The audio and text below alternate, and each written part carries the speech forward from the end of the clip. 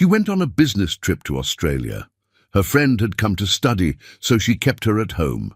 Her mother warned her not to do so, but she smiled and said, "I trust my husband." While in Australia, she had an accident and broke her leg. The doctor said she would need a long rest. However, she returned early to surprise her husband. When she arrived, she was shocked to see a party at home. Her friend was pregnant by her husband. What she did next, no one could have imagined. A truly unforgettable story for my beautiful family. My beautiful family, why leave early? When you leave early, I can't sleep. I doubt myself and keep thinking, did I make a mistake? I am emotionally so attached to you. If you want an introduction, you can skip it. Hi, my beautiful family. May the Almighty fill your hearts with endless light and your lives with boundless blessings. May He grant every woman courage wrapped in grace, every man strength wrapped in kindness, and every home peace that feels like heaven itself. I pray that your tears turn to smiles, your struggles to victories, and your nights to gentle rest. May your days overflow with love, your dreams rise higher than the skies, and may every moment remind you of the beauty, power, and wonder that God has placed within you. If your heart is true, like the video. If your love is real, write, "I am with Mr. Peter." Power, Alana King learned early, was never given. It was built in silence, brick by careful brick while others slept. She discovered this truth not in textbooks or boardrooms, but in the quiet hours before dawn, when the city still dreamed, and she sat alone with spreadsheets that told stories of failure and opportunity. Stephen Cross slept soundly in their bedroom, unaware that his wife had just salvaged another deal he'd nearly destroyed through charm and carelessness. The penthouse overlooked the Hudson, glass walls reflecting the pre-dawn darkness back at her, like a mirror asking questions she refused to answer. Alana's fingers moved across her laptop keyboard with the precision of a surgeon, restructuring payment terms that would save Stephen's largest project from collapse. The developer had threatened to pull out after Stephen missed a critical deadline. Too busy entertaining clients at expensive restaurants to read the contract clauses Alana had highlighted in yellow. "Always the same," she whispered to the empty room, her voice carrying the weight of someone who'd had this conversation with herself too many times. Stephen had founded Cross Development with inherited money and abundant confidence, two things that rarely sustained an empire alone. When they married, his company teetered on the edge of irrelevance, sustained by his father's reputation and little else. Alana saw potential where others saw a charming man playing at business. She'd believed in him then, believed that together they could build something extraordinary. That belief had cost her everything she'd worked for at her previous firm, where she'd been on track to make partner before giving it all up, to pour her expertise into his struggling venture. Her colleagues had called her foolish. Her mentor had stopped returning calls. But Alana had seen something in Stephen's eyes that made her think partnership meant something beyond contracts and signatures. She'd been wrong about many things, but never about business. The restructured proposal appeared on her screen, elegant in its simplicity. She'd negotiated with the developer's team throughout the night, offering concessions that cost Stephen nothing but appeared generous, securing extensions that gave him room to breathe. He'd wake up to find the crisis resolved, as he always did, and would smile that easy smile that once made her heart race. Now it just made her tired. Alana saved the document and stood, stretching muscles tight from hours at the desk. Her reflection in the window showed a woman who'd forgotten how to sleep properly, whose eyes carried shadows no concealer could fully hide. She turned down her mother's last invitation to visit, citing work commitments. Her mother's response had been pointed silence, the kind that said more than words. "You're building his castle while your own foundation cracks," her mother had warned once. Over lunch, that Alana cut short for a client call, the memory stung more now than it had then. Stephen emerged from the bedroom as sunlight began painting the city gold, his hair tousled in that effortlessly attractive way that had first caught her attention at a Columbia alumni event. He moved with the confidence of someone who'd never questioned whether he deserved his space in the world. "Morning. Beautiful," he said, kissing her forehead absently while reaching for the coffee she'd already prepared. "Did you sleep?" "Enough," Alana lied, the words smooth with practice. He scrolled through his phone, probably checking sports scores or messages from friends planning their next golf outing. The developer crisis that had consumed her night hadn't crossed his mind yet. It wouldn't until his assistant forwarded her carefully worded email explaining the resolution. "I've got that meeting with the Castellano group this afternoon," Stephen said, finally looking up. "You prepped the materials?" "On your desk," Alana confirmed. "But Stephen, you need to actually read the proposal before you present it. They'll ask specific questions about the financing structure." He waved a hand dismissively. "I've got the broad strokes. That's what matters. People invest in confidence, not details." Alana felt something twist in her chest, a sensation she'd learned to ignore. Details are what keep investments from becoming lawsuits. "That's why I have you," he smiled, meaning it as a compliment, unaware how it landed like dismissal. She wanted to argue, to make him understand that his cavalier approach to their work, her work really, was building a house of cards. But she'd learned that Stephen heard criticism as nagging, concern as lack of faith. So she nodded and handed him the presentation folder she'd compiled, complete with talking points written in language he'd understand. "The key points are highlighted," she said. "Don't skip sections this time. You worry too much." Stephen grabbed his suit jacket from the back of a chair. "This is what I'm good at, remember? The people side. You handle the numbers and strategy. I handle the charm." Partnership, she'd learned, was often just a prettier word for division of labor, where only one side's contribution got recognized. After he left, Alana returned to her laptop and opened the encrypted folder where she tracked the real state of cross-development. Stephen saw revenue and growth, but Alana saw the fragile architecture holding it together. Every expansion he celebrated had been built on her negotiations. Every investor relationship he boasted about traced back to her connections from Wharton, her time at her previous firm, her willingness to make midnight calls and sacrifice weekends. She turned his modest construction projects into luxury developments. She'd salvaged contracts he'd signed without reading. She'd transformed his father's legacy company into something that actually mattered in the New York real estate landscape. And Stephen took credit for all of it, standing in front of cameras and investors, telling stories about his vision and determination while Alana stood in the background or didn't attend at all, busy fixing whatever crisis his vision had created. Her phone buzzed with a message from her mother. "Lunch this week? I miss my daughter." Alana stared at the message, guilt and resentment mixing into something that tasted bitter. She wanted to say yes, to sit across from her mother and admit that maybe the warnings had been right. But admitting that meant confronting choices she'd made, sacrifices she couldn't undo. She typed back, "Next month maybe. Busy with a major project." The lie felt heavier than usual. Her mother's response came quickly. "You're always busy with his projects, baby girl. When do you work on yours?" Alana didn't answer. Instead, she opened her email and began drafting responses to investor inquiries, managing relationships Stephen didn't know existed, protecting interests he didn't understand. The morning disappeared into work that mattered, even if only she recognized its value.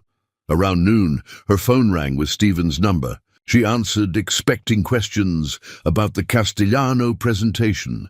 "Alana, you're brilliant," he said, his voice carrying that infectious enthusiasm that had first attracted her. They loved it. "Talking about a major expansion partnership. This could triple our portfolio." "That's wonderful," she said, meaning it despite everything. She'd worked hard on that proposal, modeling growth scenarios and risk mitigation strategies that made the opportunity irresistible. We should celebrate, Stephen continued. Dinner at 11 Madison Park. I'll make reservations. I can't tonight, Alana said, glancing at her calendar filled with calls and reviews. I need to finalize the Henderson contract terms, and the West Side project needs... Come on, babe. This is important. We never celebrate anymore. Because celebrations mean nothing when you're always working to create the next thing worth celebrating, she thought, but didn't say. Tomorrow night, she offered. I promise. Stephen's sigh carried disappointment he'd forget within the hour. All right. Hey, actually, Ashley might join us. She texted saying she's in the city for her program orientation. You don't mind, right? Ashley Gardner. The name arrived like an unexpected guest, familiar and somehow unsettling. Of course not, Alana said, because what else could she say? Ashley was her oldest friend, someone who'd shared boarding school secrets and teenage dreams back when the world seemed full of possibility instead of complexity. Great. She's excited to see you. Says it's been too long. After they hung up, Alana sat with the strange unease that had settled in her chest. She'd been the one to suggest Ashley stay with them when she'd mentioned her graduate program at Columbia, offering their guest room without hesitation. Friendship meant something to Alana, even when she struggled to make time for it. But something about Stephen's casual mention of dinner plans, about Ashley being in the city, felt like the first rumble before an earthquake, barely perceptible, but fundamentally wrong. She shook off the feeling and returned to work, losing herself in contracts and negotiations where the rules were clear and loyalty could be legally enforced.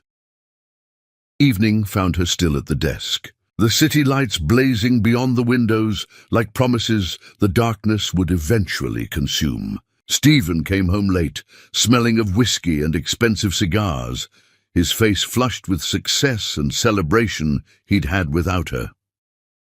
You should have been there, he said, loosening his tie. Ashley's hilarious. She had everyone at the bar laughing about her London stories.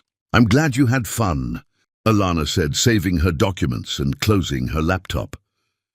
Stephen collapsed onto the couch, scrolling through his phone with the satisfied exhaustion of someone who'd worked hard at being charming.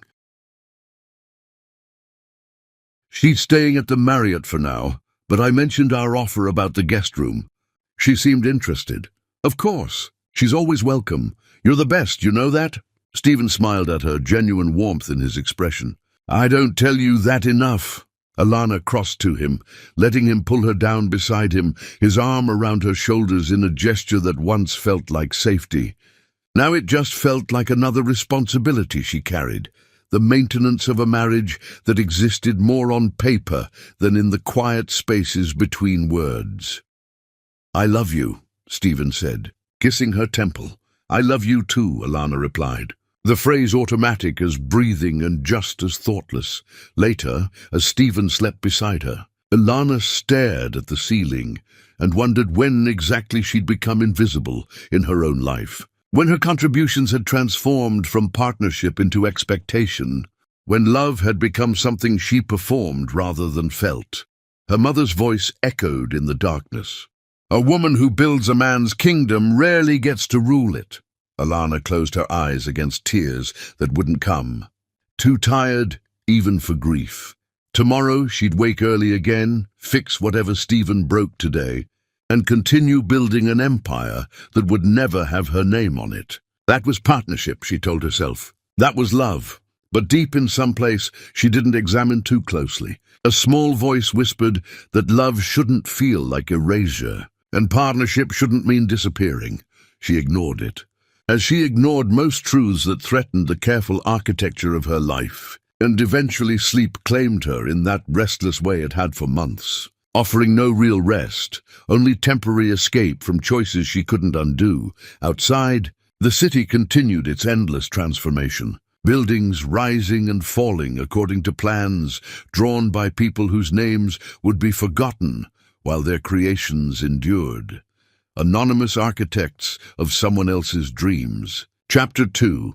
The Guest Who Stayed Ashley. Gardner arrived on a Tuesday afternoon when September rain painted the city in shades of grey and silver, her luggage expensive and her smile effortless in ways that reminded Alana of a different time when neither of them carried the weight of becoming. "Look at you," Ashley said, embracing Alana on the doorstep of the Tribeca brownstone with enthusiasm that felt genuine.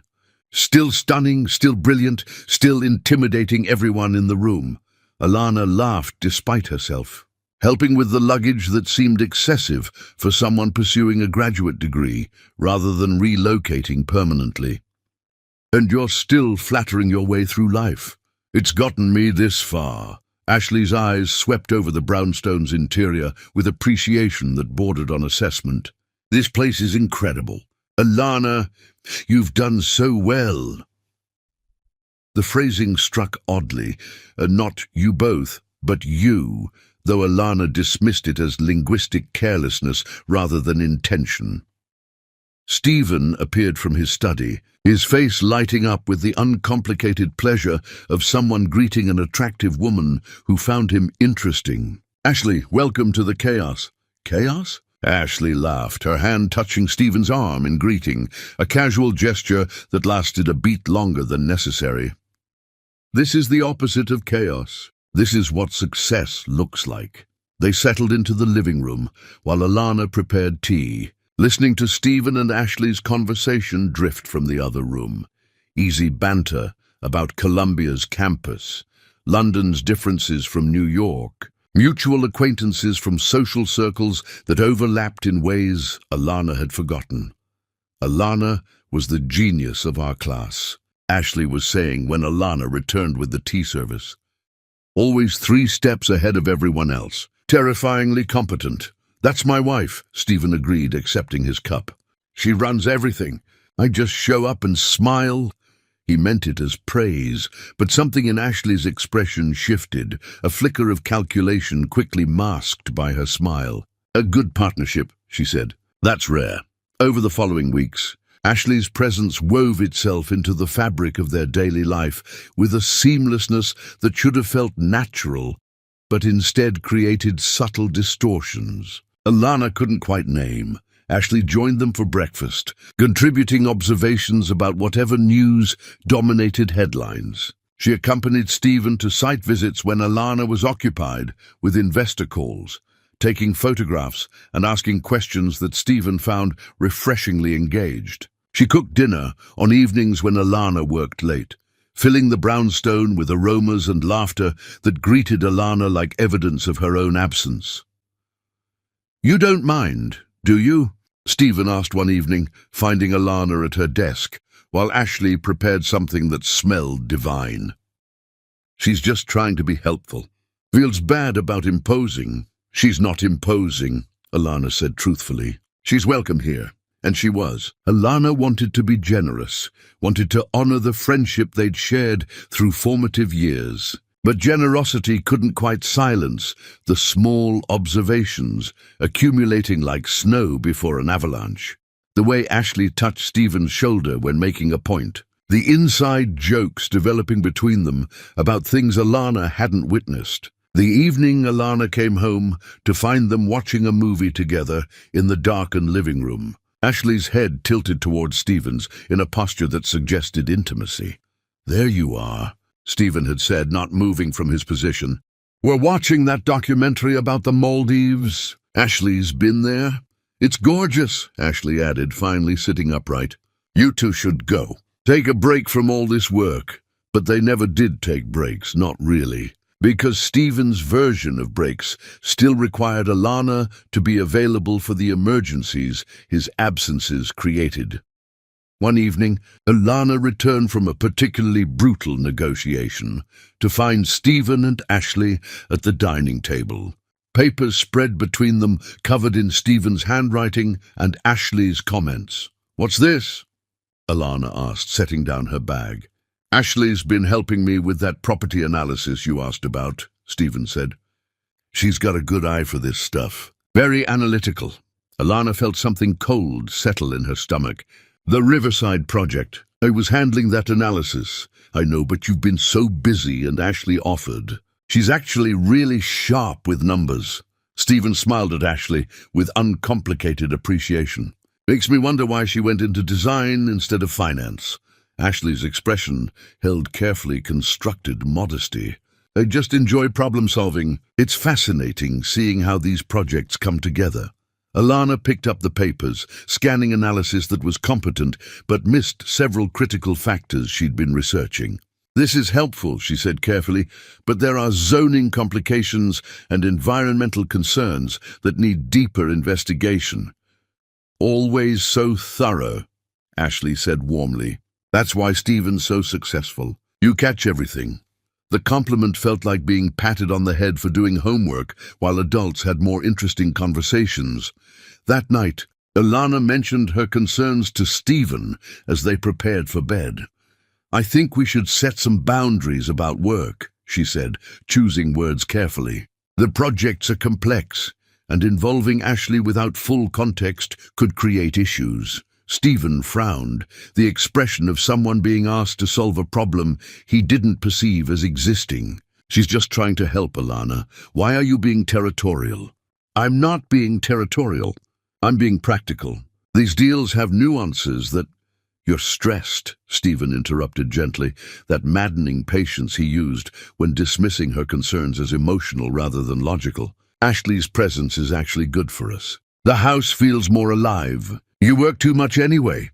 Alana swallowed the response building in her throat. The observation that she worked too much because his carelessness required her constant vigilance, that the house felt more alive because Ashley had time to create atmosphere while Alana kept their world from collapsing. Maybe you're right, she said instead, surrendering to the path of least resistance. Stephen kissed her forehead. Already moving on. Of course I am. Try to relax. Let Ashley help around the house. It's nice having someone to talk to when you're buried in work. The words landed like small cuts, precise and stinging. Alana's mother called the following weekend, her voice carrying across miles with the clarity of someone who'd been rehearsing a difficult conversation. How's the houseguest situation? She asked, the question too casual to be casual. Fine, Mama. Ashley's no trouble. Her mother's skepticism traveled clearly through the phone line. You remember what I told you about another woman in your home, baby? Especially a woman with time on her hands while you're working yourself to exhaustion for that man. Stephen's not that man. Mama, he's my husband. He's a man who benefits from your intelligence while taking credit for your work. That makes him exactly that man. Her mother's directness cut through pretense like a blade. And this friend of yours, this Ashley, she sees what you've built. Women like that always do. You're being paranoid. I'm being a woman who's lived long enough to recognize patterns. Just promise me you'll pay attention. Not to what people say, but to what they do when they think you're not watching.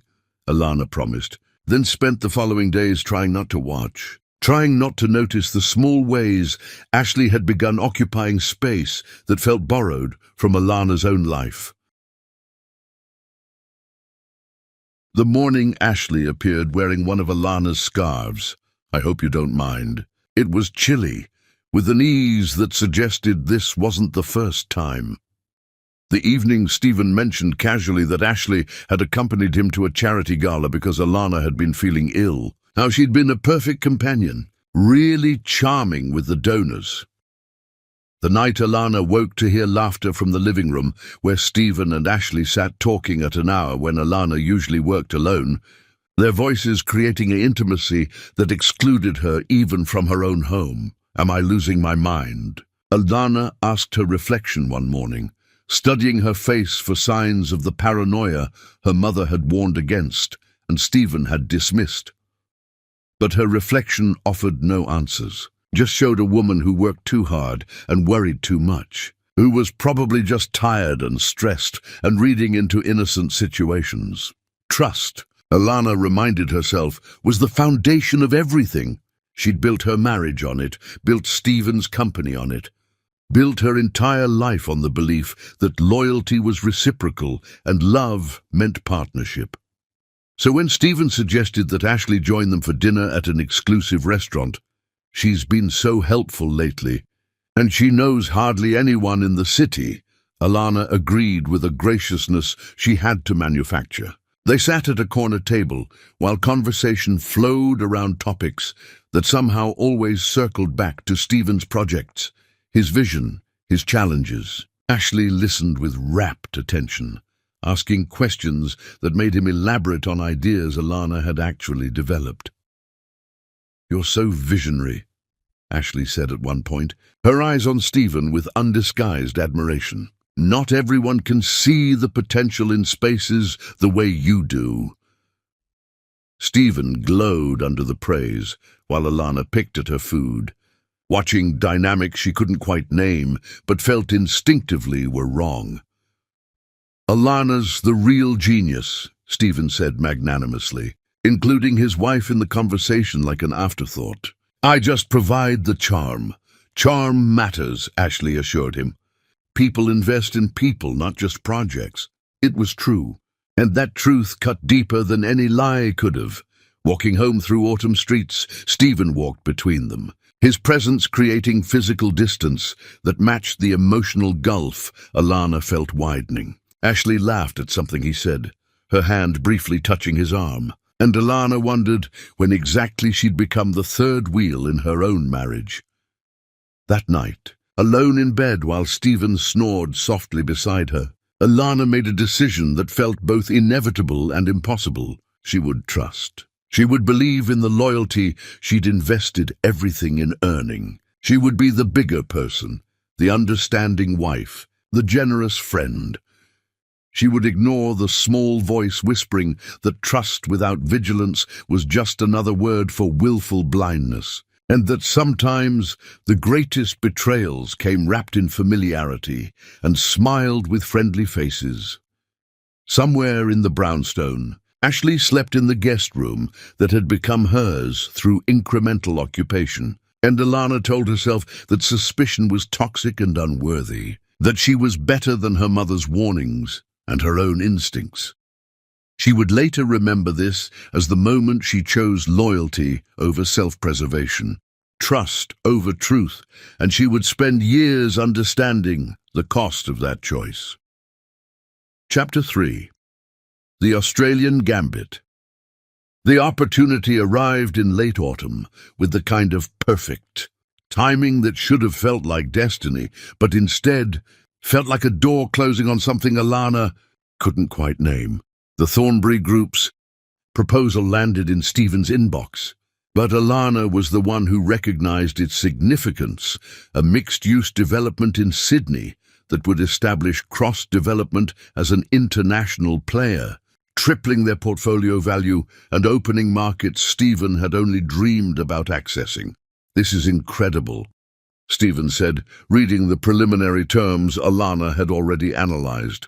"They want to partner with us specifically?" With you specifically," Alana corrected, though the truth was more complex. Thornbury's CEO had met Alana at a conference where she'd been introduced as Stephen's operational director, a title she'd invented to explain her presence at discussions Stephen couldn't navigate alone. The CEO had been impressed enough to research cross-development and found a company that looked far more sophisticated than Stephen's charm alone could have built. "Same thing," Stephen said with that easy confidence Alana envied despite herself. "We're a team." They spent weeks reviewing the proposal, or rather Alana spent weeks analyzing market conditions, regulatory frameworks, financing structures, and risk mitigation strategies, while Stephen grew increasingly excited about the prestige of international expansion. "This could change everything for us," he said one evening, his enthusiasm infectious despite Alana's exhaustion. "Put us on a completely different level. It's a significant commitment," Alana cautioned, highlighting sections of the contract that required careful negotiation. "We'd need someone on the ground in Sydney for at least 6 months. Someone who understands our standards and can navigate their regulatory environment." Stephen nodded absently, already imagining himself at ribbon-cutting ceremonies rather than in tedious negotiation sessions with Australian officials. The suggestion, when it came, felt inevitable. "You should go," Stephen said, as though the idea had just occurred to him, rather than being the obvious conclusion Alana had been carefully avoiding. "You're better at this detailed work than I am. I'll hold down the fort here." Alana felt something twist in her chest, a sensation composed of professional pride and personal dread. 6 months is a long time to be away.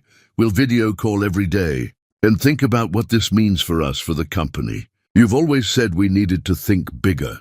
Stephen pulled her close, his chin resting on top of her head in a gesture that once felt protective. "I trust you completely. No one else could do this." The compliment felt like conscription. Over the following weeks, as Alana prepared for the Australia assignment, she noticed changes she couldn't quite articulate.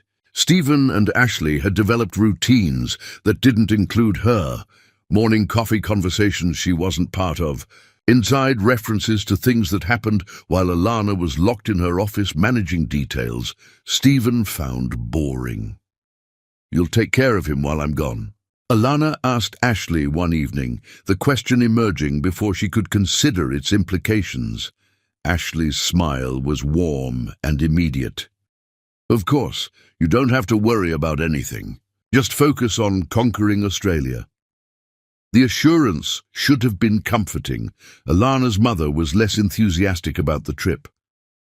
6 months? Her voice carried disapproval across the phone line. "You're leaving your husband alone with that woman for 6 months. Mama, I'm going for work. Important work that could secure our future. Your future or his future.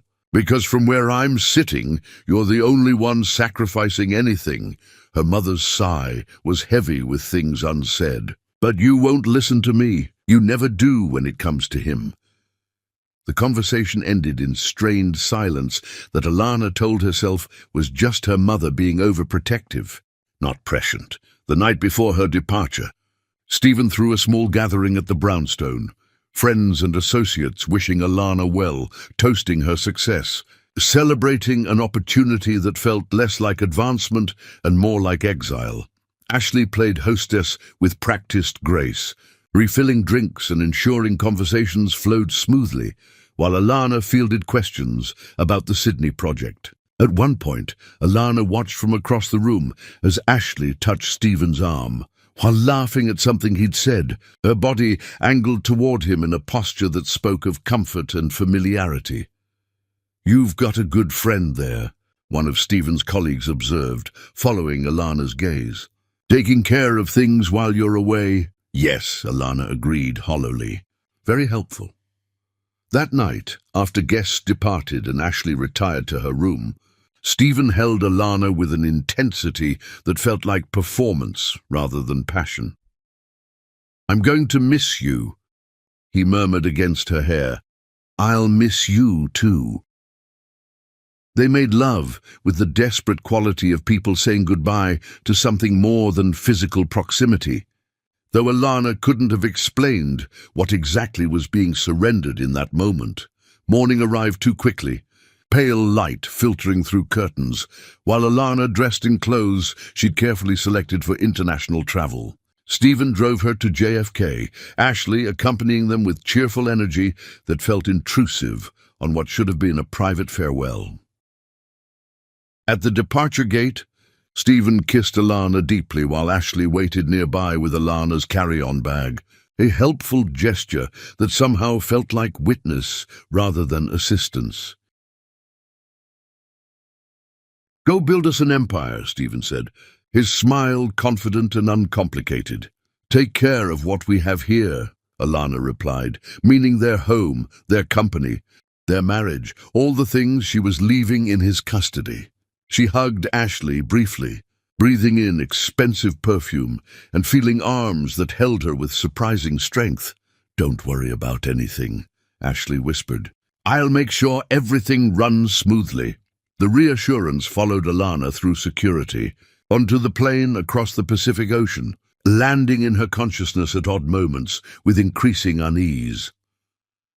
Sydney welcomed her with spring weather and endless complications.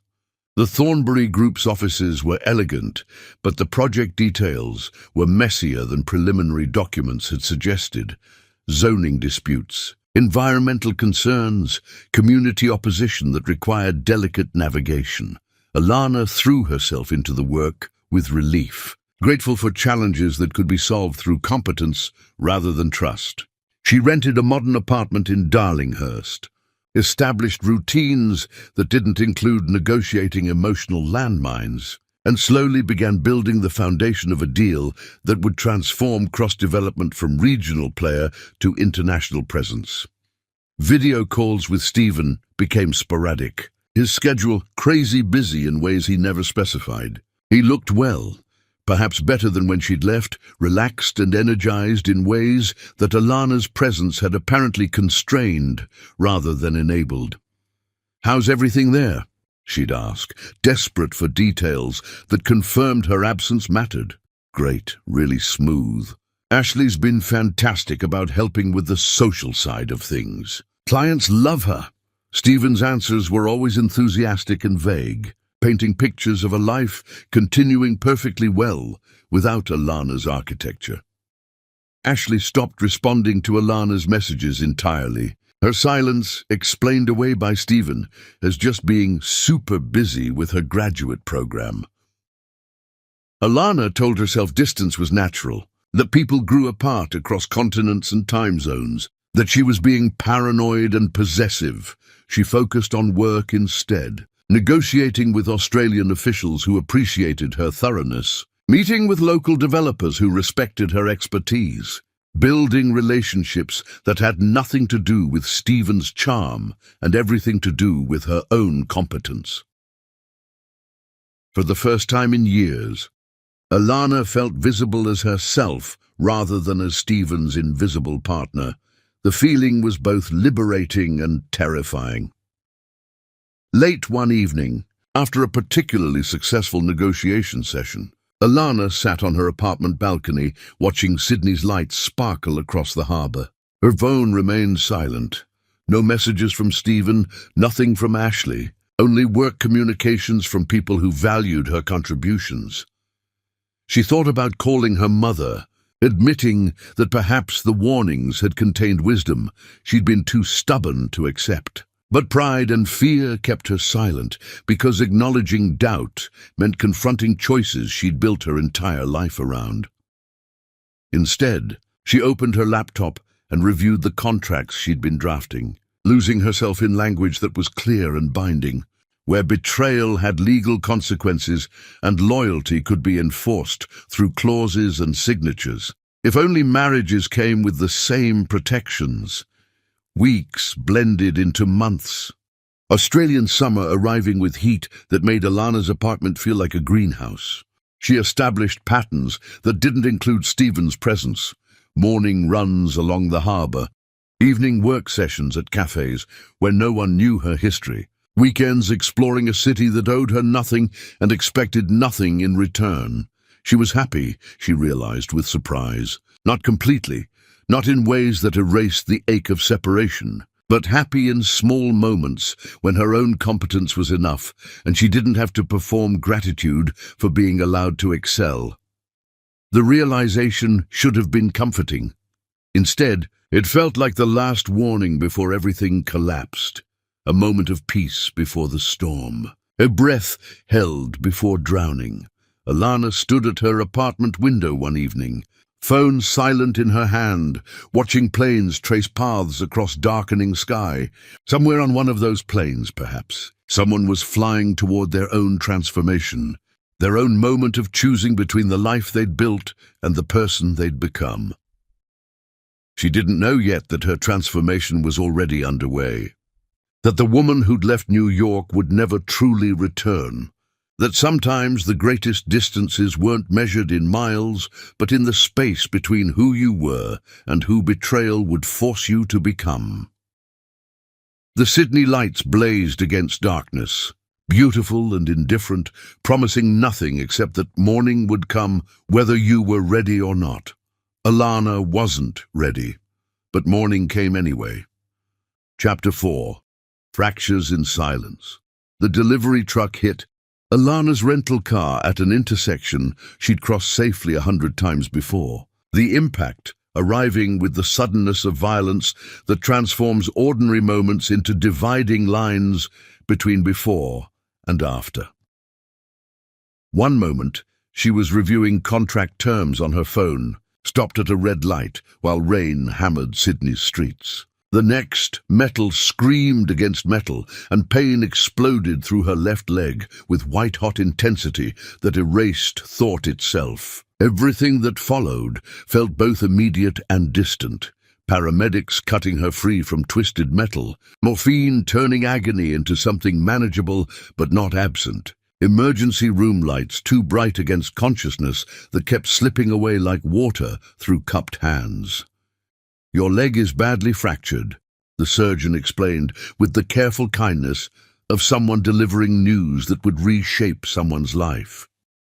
"We've inserted pins and plates to stabilize the bones, but recovery will take considerable time, probably close to a year before full mobility returns."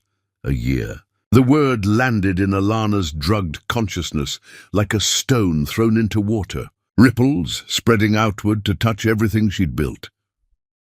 She called Stephen from the hospital bed, pain medication, making her thoughts feel wrapped in cotton. "There's been an accident," she said when he answered, his voice carrying the easy warmth of someone whose afternoon had contained no catastrophes. "I'm okay, but my leg is badly broken. The doctors say I need to stay here for recovery." Silence stretched across continents and underwater cables, emptiness that somehow conveyed more than words. "How bad is it?" Stephen finally asked. "Bad enough that I can't fly home for a while. Bad enough that I'll need help managing everything." Alana heard her own voice from a distance, noticing how it carried apology for being injured, for creating inconvenience, for failing to be invincible. "Shit, okay, we'll figure it out." Stephen's response was practical rather than emotional, already shifting into problem-solving mode. "Focus on getting better. I'll handle things here." They spoke for a few more minutes, Stephen's attention clearly divided, before he promised to call again soon and disconnected. Alana stared at her silent phone, the pain medication dulling the edges of emotions she couldn't quite name. She wanted Stephen there, wanted the comfort of his presence, even if their marriage had developed fault lines she'd been trying not to see. But international flights and his crazy schedule made that impossible, or at least impractical enough that he didn't offer.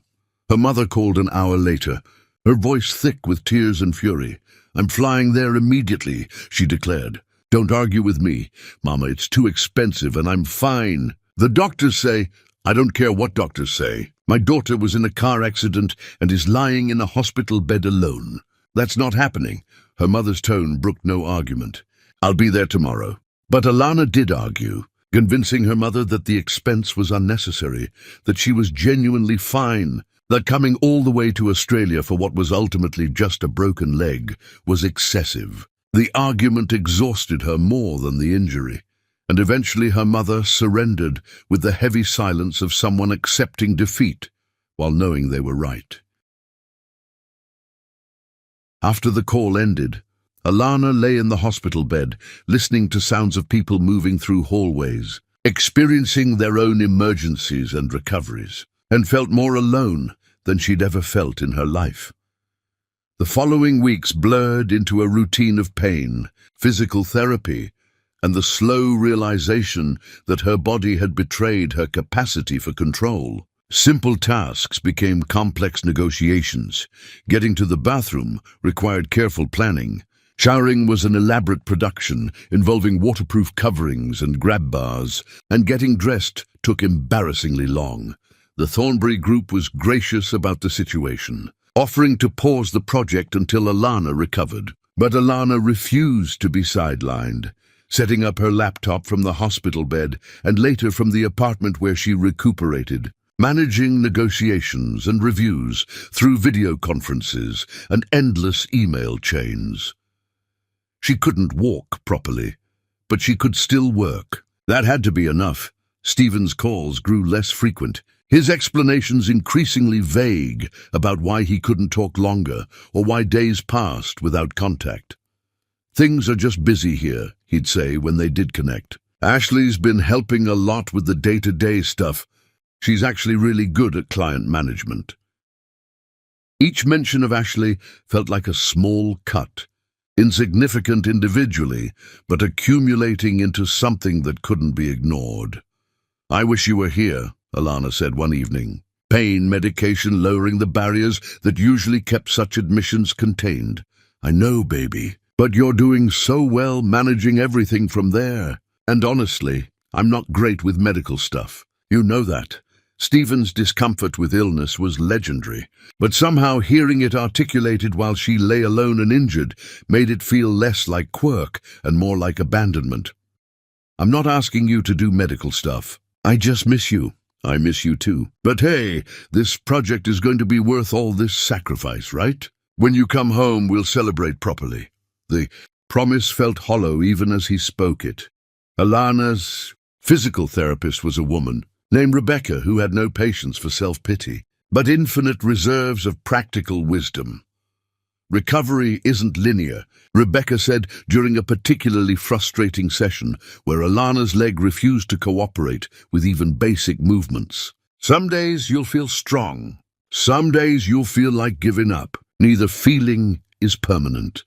"I don't have time for days where I feel like giving up," Alana replied through gritted teeth, forcing her leg through another painful stretch.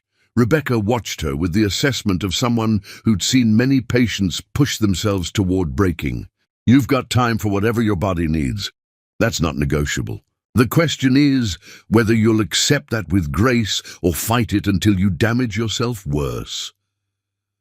Alana chose fighting, because grace felt like surrender, and she'd built a life on refusing to surrender to anything. She worked from her laptop balanced on pillows, leg elevated and throbbing despite medication, conducting video conferences with Australian officials who couldn't see the pain she was in, only her professional competence continuing uninterrupted.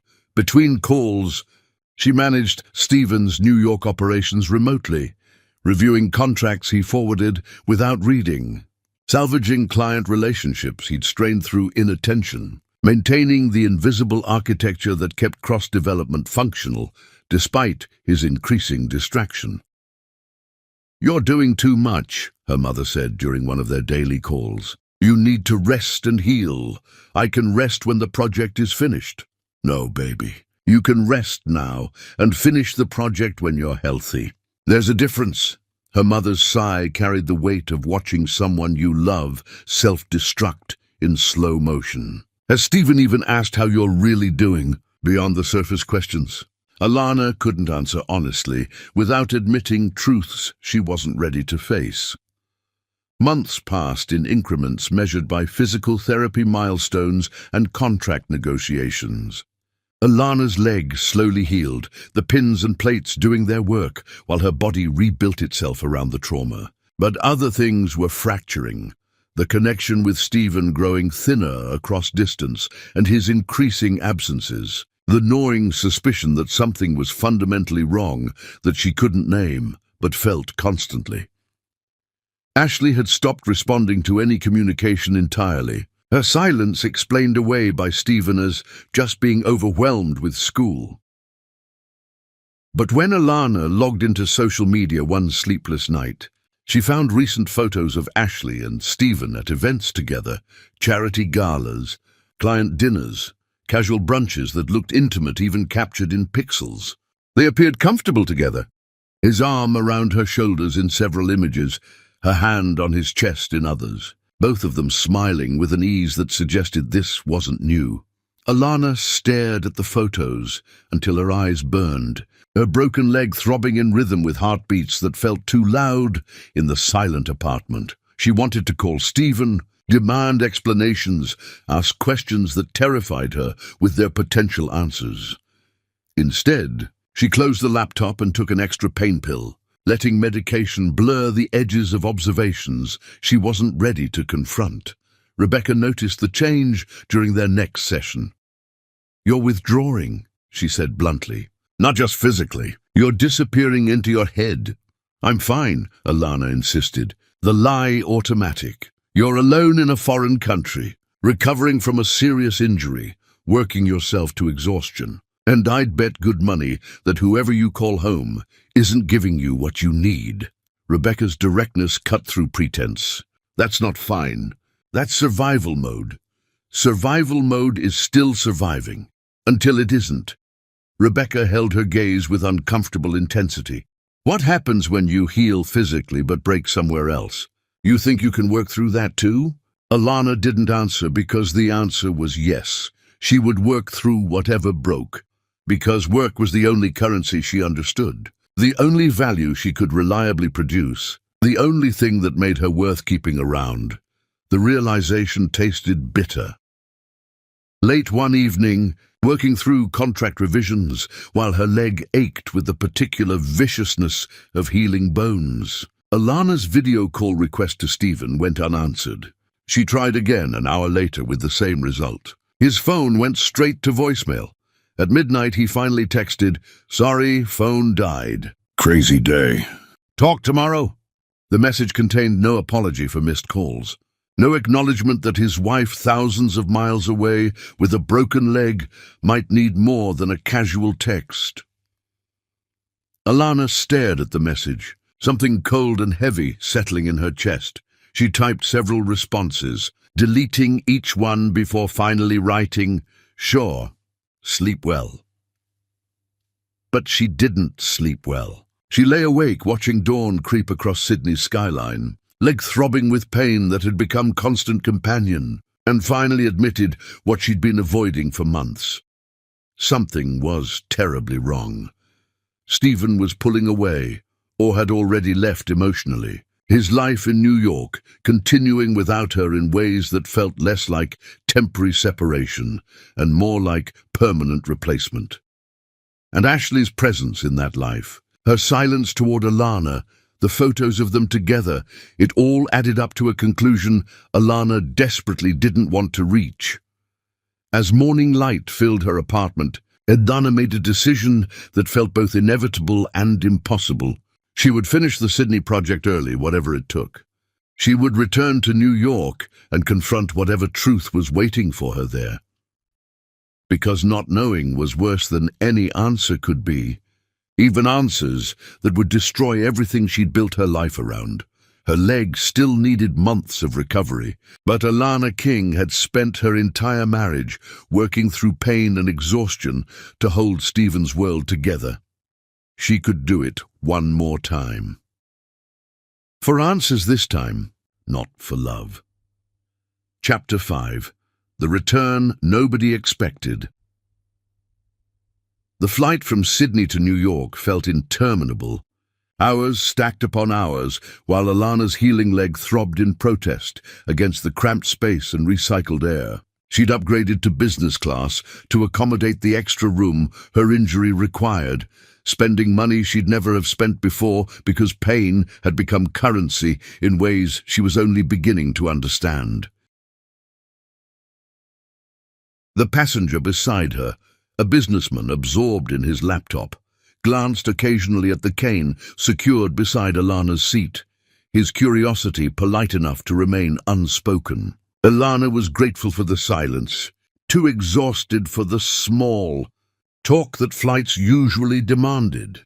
She'd finished the Sydney negotiations ahead of schedule through sheer force of will and middle-of-the-night video conferences that left her depleted but victorious. The Thornbury Group had signed contracts that would transform Cross-Development's portfolio, opening markets Stephen had only fantasized about accessing. She delivered his empire expansion while recovering from an injury that should have sidelined anyone else. Part of her wanted credit for this accomplishment. Another part just wanted to go home. But home had become an abstract concept over the past months, a place she'd built with someone who'd grown increasingly absent, filled with a guest who'd become permanent through Alana's own invitation and absence.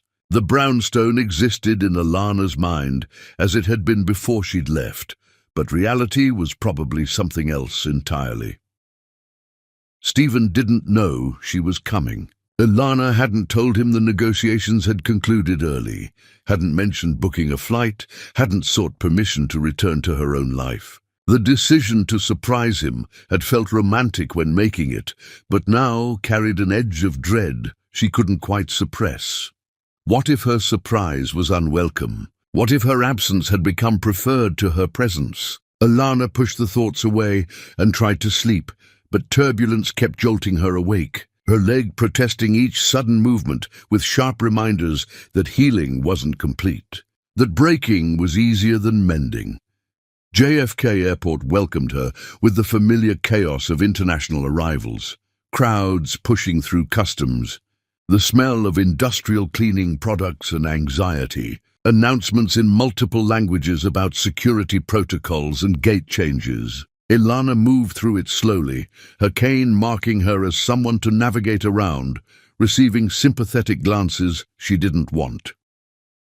The taxi line stretched forever under grey skies threatening rain. Ilana stood with her luggage, scanning for available cars, while other travelers jostled around her with the impatience of people who still moved through the world with easy confidence in their bodies. A yellow cab finally pulled up. The driver, an older man with kind eyes and a thick accent, helping load her luggage with gentle efficiency. "Where to?" he asked, sliding back into the driver's seat.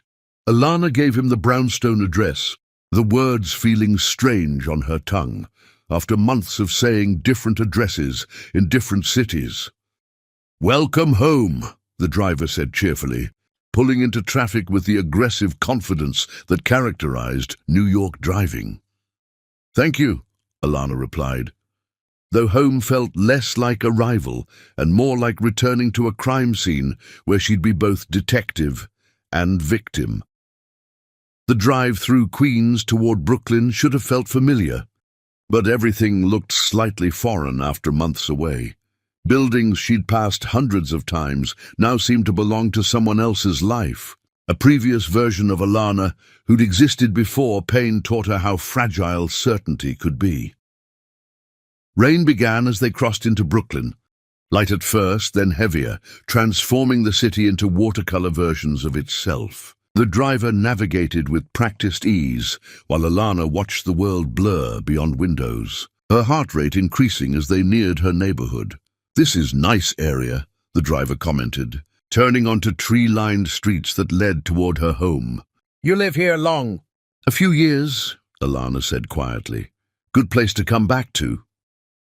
Ilana didn't respond because she wasn't sure anymore if that was true.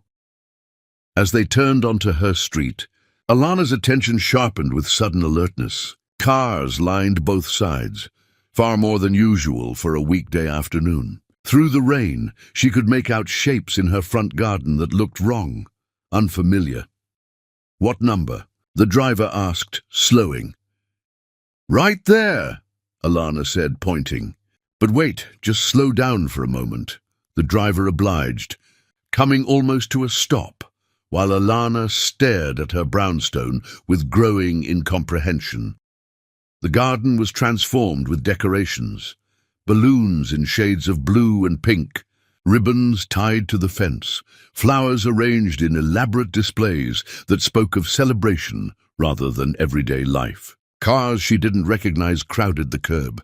Music drifted faintly through closed windows and rain, and across the gate, a banner stretched in letters too large to miss. "Welcome our little miracle." Ilana's mind went blank, unable to process what she was seeing against what she'd expected. Her home looked like a party venue, like Celebration Central, like someplace joy lived instead of the careful architecture of a failing marriage. "Is this right address?" the driver asked, concerned by her silence. "Yes," Ilana whispered. "This is it." She paid him with trembling hands, accepting his help with her luggage onto the rain-slick sidewalk. The cab pulled away, leaving Ilana standing in the rain, staring at her own home like it was a puzzle she couldn't solve. The banner, the balloons, "Welcome our little miracle." Whose little miracle? Whose welcome? Ilana's legs, both of them now, not just the injured one, felt unsteady as she approached the gate. Through the rain-streaked windows, she could see shapes moving inside. People gathered in what looked like her living room, dressed nicely as though for an important occasion. Her hand shook as she pushed open the gate, its familiar squeak drowned by rain and music. She moved up the path she'd walked thousands of times, each step carrying her closer to whatever truth waited inside. Through the window, she saw Stephen first, her husband, standing in the center of the living room, holding champagne, his face animated with happiness she hadn't seen in months. People surrounded him, faces Alana recognized, his parents, several of his friends, couples from their social circle, and beside him, one hand protectively on a visibly swollen belly, stood Ashley Gardner, pregnant. Obviously, unmistakably pregnant. The world tilted sideways. Alana grabbed the doorframe for support, her cane clattering against brick. Rain soaked through her clothes, but she barely felt it. Her entire consciousness focused on the scene inside her home, like watching a play where she'd somehow missed the entire first act. Ashley was pregnant. Stephen held her with casual intimacy.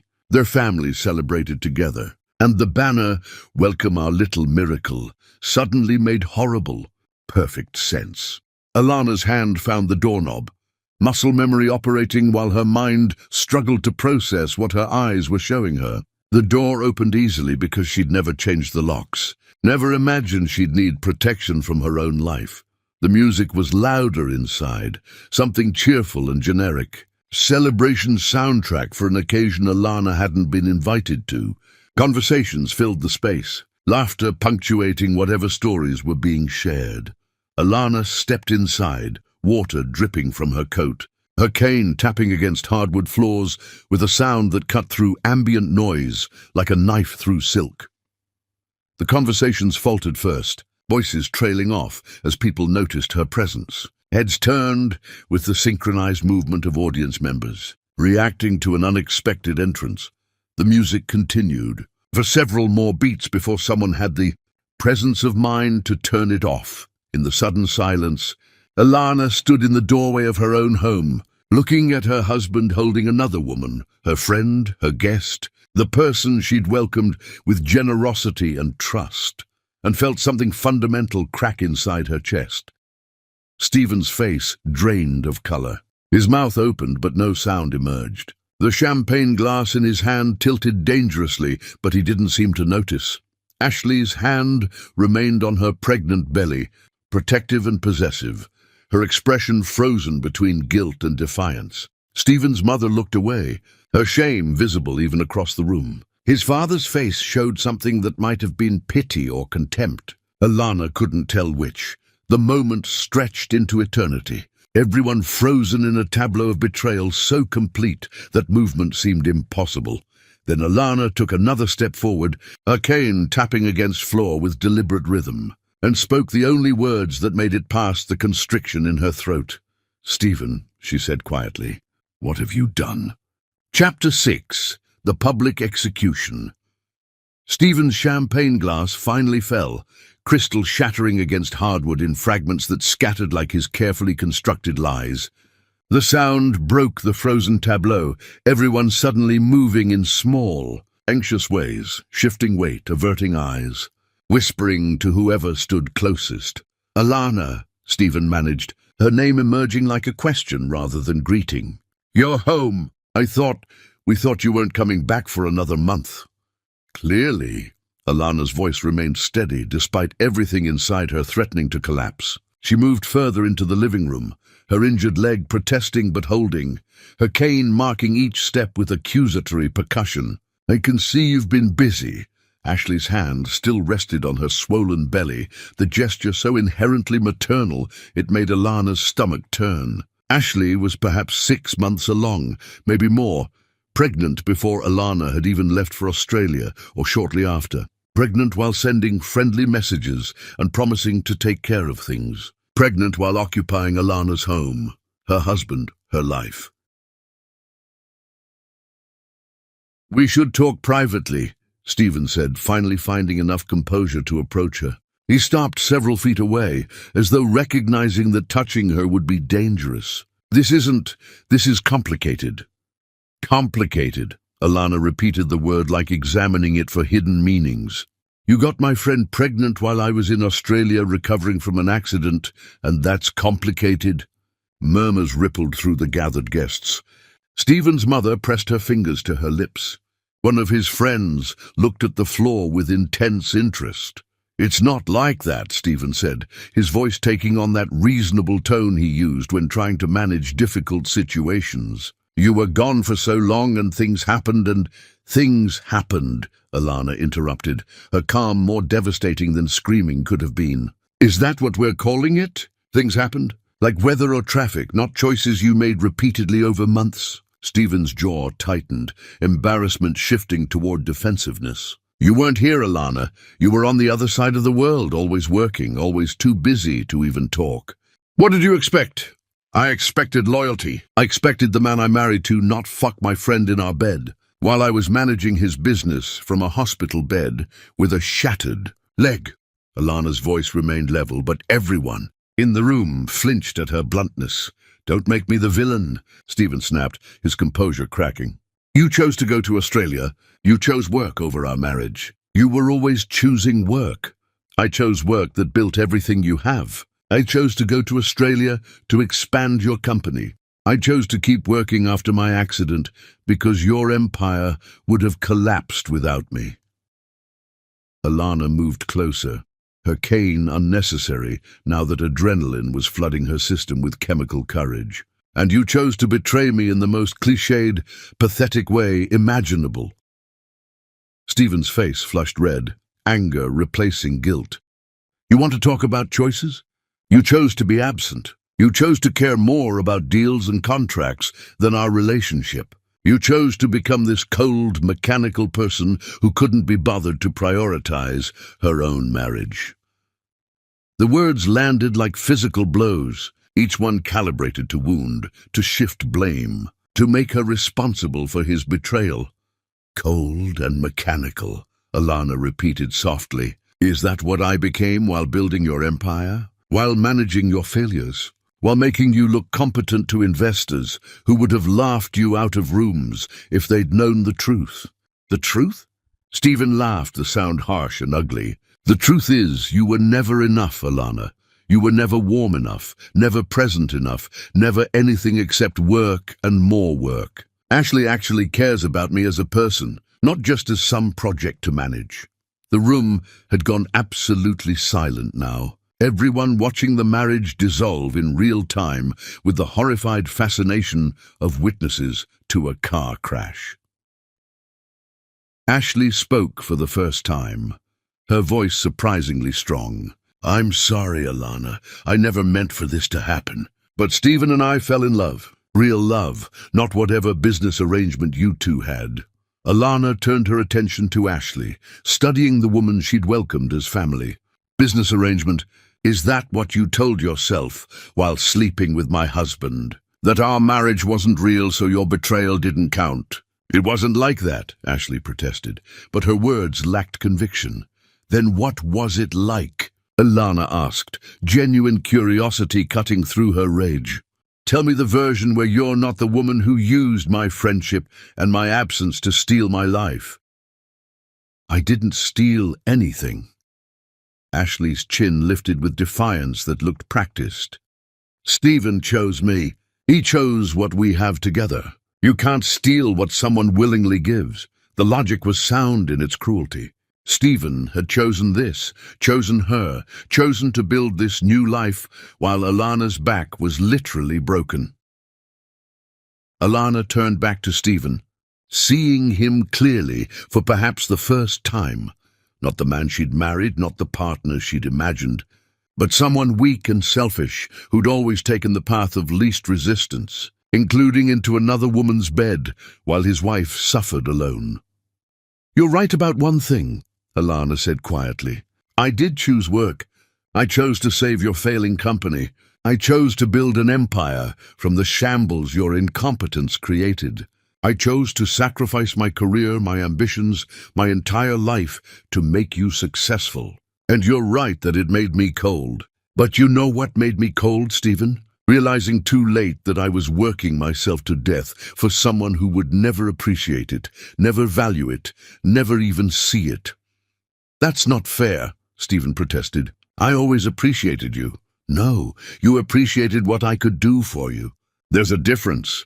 Alana looked around the room at the gathered witnesses. All of you saw it. You all watched me work while Stephen took credit. You all benefited from my expertise while treating me like his secretary instead of his partner.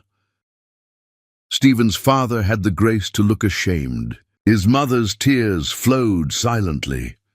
And you? Alana turned back to Stephen, her voice dropping to something that cut deeper than shouting ever could. You didn't just betray me. You humiliated me. You brought everyone here to celebrate replacing me, to witness my erasure, to confirm that I was disposable and she was worth keeping. We didn't know you were coming back, Stephen said weakly. That makes it worse, not better. You were so confident I wouldn't discover this that you made it a party. Alana felt something hardening inside her, grief calcifying into something dense and unbreakable. You didn't even fear me enough to hide it properly. What do you want me to say? Stephen's voice rose, desperation making him cruel. That I'm sorry, that I regret falling in love with someone who actually makes me happy. Because I'm not sorry, Alana. For the first time in years, I feel like I can breathe. Ashley doesn't make me feel inadequate every time I don't understand some contract detail or can't keep up with her constant work obsession. There it was, the truth beneath everything. He resented her competence, hated needing her expertise, felt diminished by her intelligence instead of elevated by it. So, you chose someone less competent, Alana said. Someone who made you feel big instead of showing you how small you actually are. Don't talk about Ashley like that, Stephen warned. She's carrying my child. My child, Alana corrected softly. Because everything you have was built with my work, my expertise, my sacrifice. That child is being welcomed into an empire I created. This house we're standing in, I bought it with money I'd saved before we even met. The company you're so proud of, I restructured it from bankruptcy. The life you're celebrating, I architected every single piece of it. Stephen's face contorted with rage. You can't take credit for everything. Watch me. Alana straightened despite exhaustion and heartbreak, despite the leg that throbbed and the tears she refused to shed.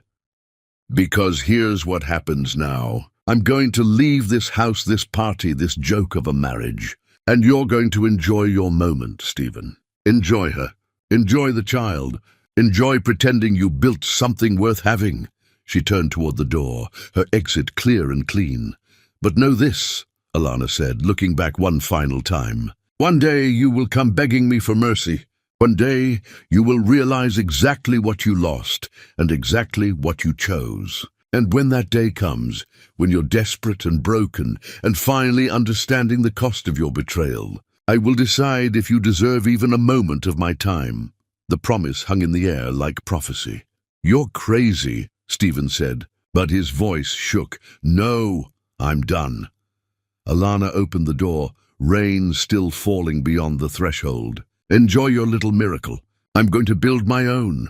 She walked out into the storm, pulling the door closed behind her with quiet finality. Rain soaked through her clothes immediately, but she kept walking, her cane tapping rhythm against wet pavement, her spine straight despite everything inside her that wanted to collapse. Behind her, the brownstone blazed with light and celebration, people resuming their party around the ruins of her marriage. Ahead, the city stretched dark and indifferent, offering nothing except possibility and the freedom of having nothing left to lose. Alana hailed a taxi with surprising ease, as though the universe had decided she'd suffered enough for one day. She climbed inside and gave the driver her mother's address in Queens, then let herself sink into the back seat while New York blurred past. Only then, alone with a stranger who wouldn't judge, did Alana King let herself cry, not for what she'd lost, but for the years she'd wasted believing loyalty mattered more than self-respect, and love mattered more than truth, That night, Alana King disappeared from Stephen Cross's life. Completely, but she wasn't running away. She was building herself into someone he'd never see coming. Chapter 7. The Ghost Builds an Empire. Alana's mother opened the door to find her daughter soaked and shaking, luggage abandoned on the Queen's doorstep while rain poured down with the kind of relentless determination that matched Alana's tears. "Oh, baby," her mother breathed, pulling Alana inside without questions, wrapping her in arms that smelled like home and safety, and all the things Alana had forgotten existed beyond work and betrayal. They stood in the entryway while Alana sobbed against her mother's shoulder with the ugly, gasping sounds of someone whose grief had been delayed too long. Her mother held her steady, one hand stroking her wet hair, murmuring soft reassurances in the voice Alana remembered from childhood nightmares that had seemed devastating then, but were nothing compared to this. "I should have listened to you," Alana finally managed between sobs. "You warned me and I didn't listen." "Shh, we're not doing that tonight. Tonight, you just need to breathe." Her mother guided her toward the bathroom, started a hot shower, and brought clean towels while Alana stood immobile, as though basic self-care was beyond her current capabilities. The shower water ran until it went cold, Alana standing under the stream, letting it wash away rain and tears, and the feeling of Stephen's words landing like blows. Her leg ached where the pins and plates held bone together, physical pain easier to process than the emotional carnage. Her mother had prepared the guest room, Alana's childhood bedroom, unchanged except for fresh sheets and a lamp left on against darkness. Alana collapsed into bed wearing borrowed clothes, exhaustion crashing over her with such force that consciousness fled before she could spiral into the thoughts waiting to consume her. She woke late the next morning to find her mother sitting in the chair beside the bed, reading glasses perched on her nose while she worked through a crossword puzzle. "Mama, you didn't have to." "Hush, I'm exactly where I need to be." Her mother set down the puzzle. "How are you feeling?" Alana considered the question honestly. Her body felt heavy, wrung out. Her heart felt like something had been surgically removed and the space left empty. But underneath the grief, something else was stirring, something cold and focused that felt almost like relief. "Angry," Alana said. "Mostly angry." "Good." Her mother's smile was fierce. "Anger is useful. Anger gets things done." Over breakfast, Alana told her mother everything: the months in Australia, the accident, working through recovery while Stephen grew distant, returning to find him celebrating a new family with her closest friend. Her mother listened without interrupting, her expression shifting from sympathy to fury to something harder that Alana recognized as her mother's warrior face. "What are you going to do?" her mother asked when Alana finished. "I don't know yet, but I'm not going back there. I'm not going to fight for someone who doesn't want to be fought for. That's my girl. Never beg someone to value you." Her mother poured more coffee. "But baby, you need to protect yourself legally. That man built his empire on your work. Don't let him keep everything just because he broke your heart." The words landed like seeds in fertile ground. Alana spent the next week in her mother's Queen's apartment, barely leaving the guest room, except for meals and physical therapy appointments her mother insisted she keep.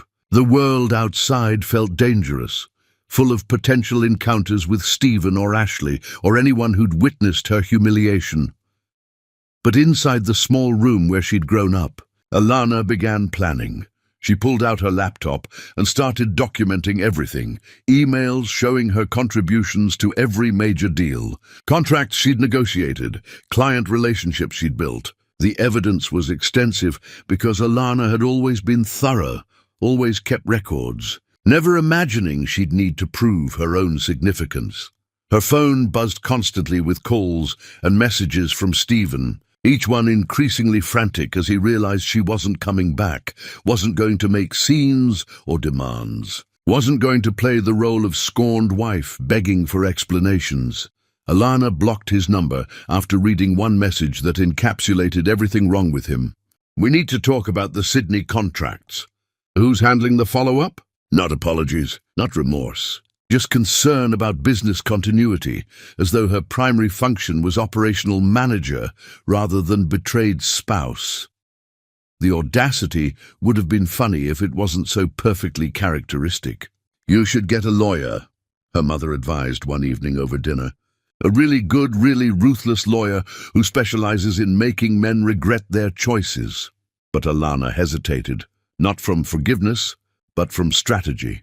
Public divorce proceedings would give Stephen warning, time to restructure assets or hide vulnerabilities. And Alana was realizing she had access to something more valuable than half their marital property. She had the knowledge of exactly how Stephen's company actually functioned, where the weaknesses were, which relationships were genuine versus transactional. She'd built the entire operation. She could dismantle it just as easily. Or better yet, she could build something that made his empire look like a child's toy. The idea crystallized slowly, taking shape over sleepless nights and long afternoons, reviewing contracts she'd drafted. Stephen's success was entirely dependent on relationships Alana had built, expertise she'd provided, infrastructure she'd created. Without her constant intervention, it would crumble.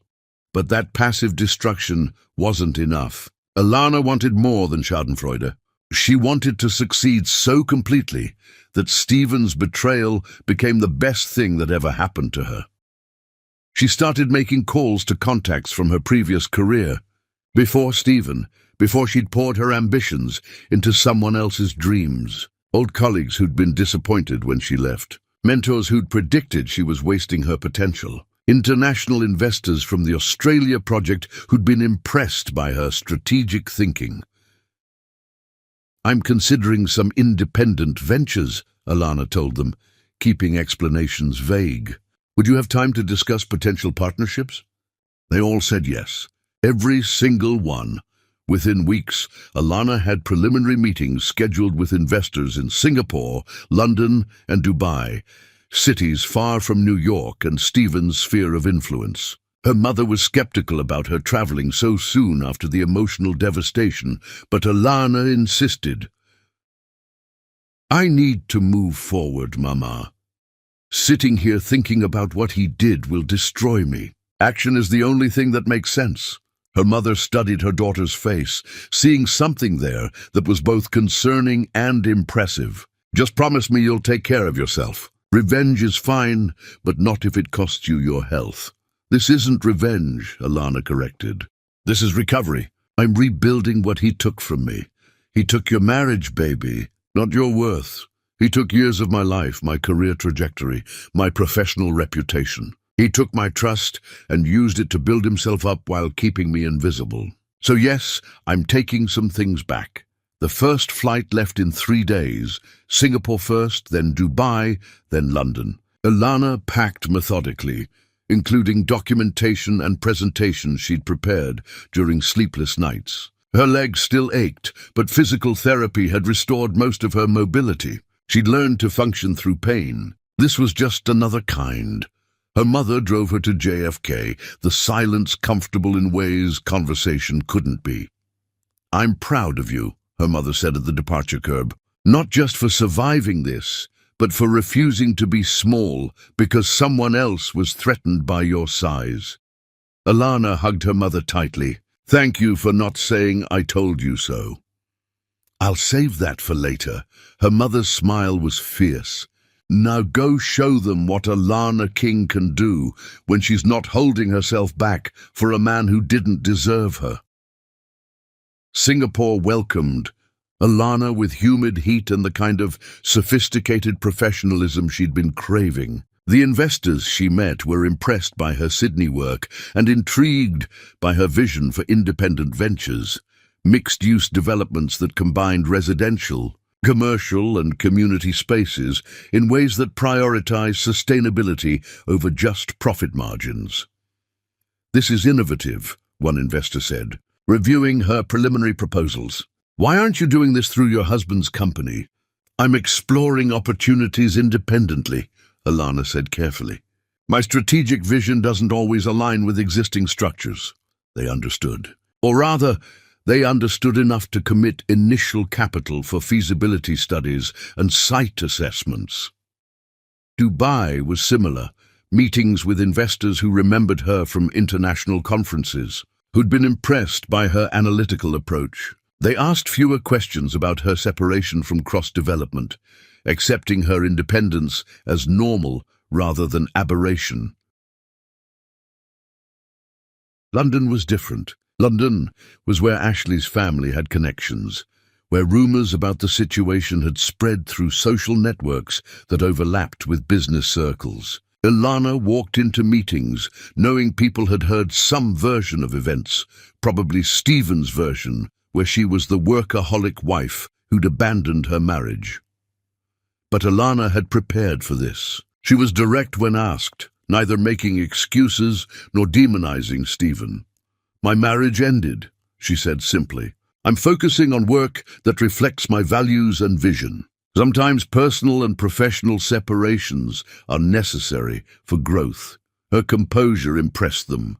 Her proposals impressed them more. By the end of her London visit, Alana had secured partnerships that would form the foundation of her own development company, entirely separate from Stephen's world. Sitting in a London hotel room overlooking the Thames, Alana reviewed contracts and commitments that represented her future.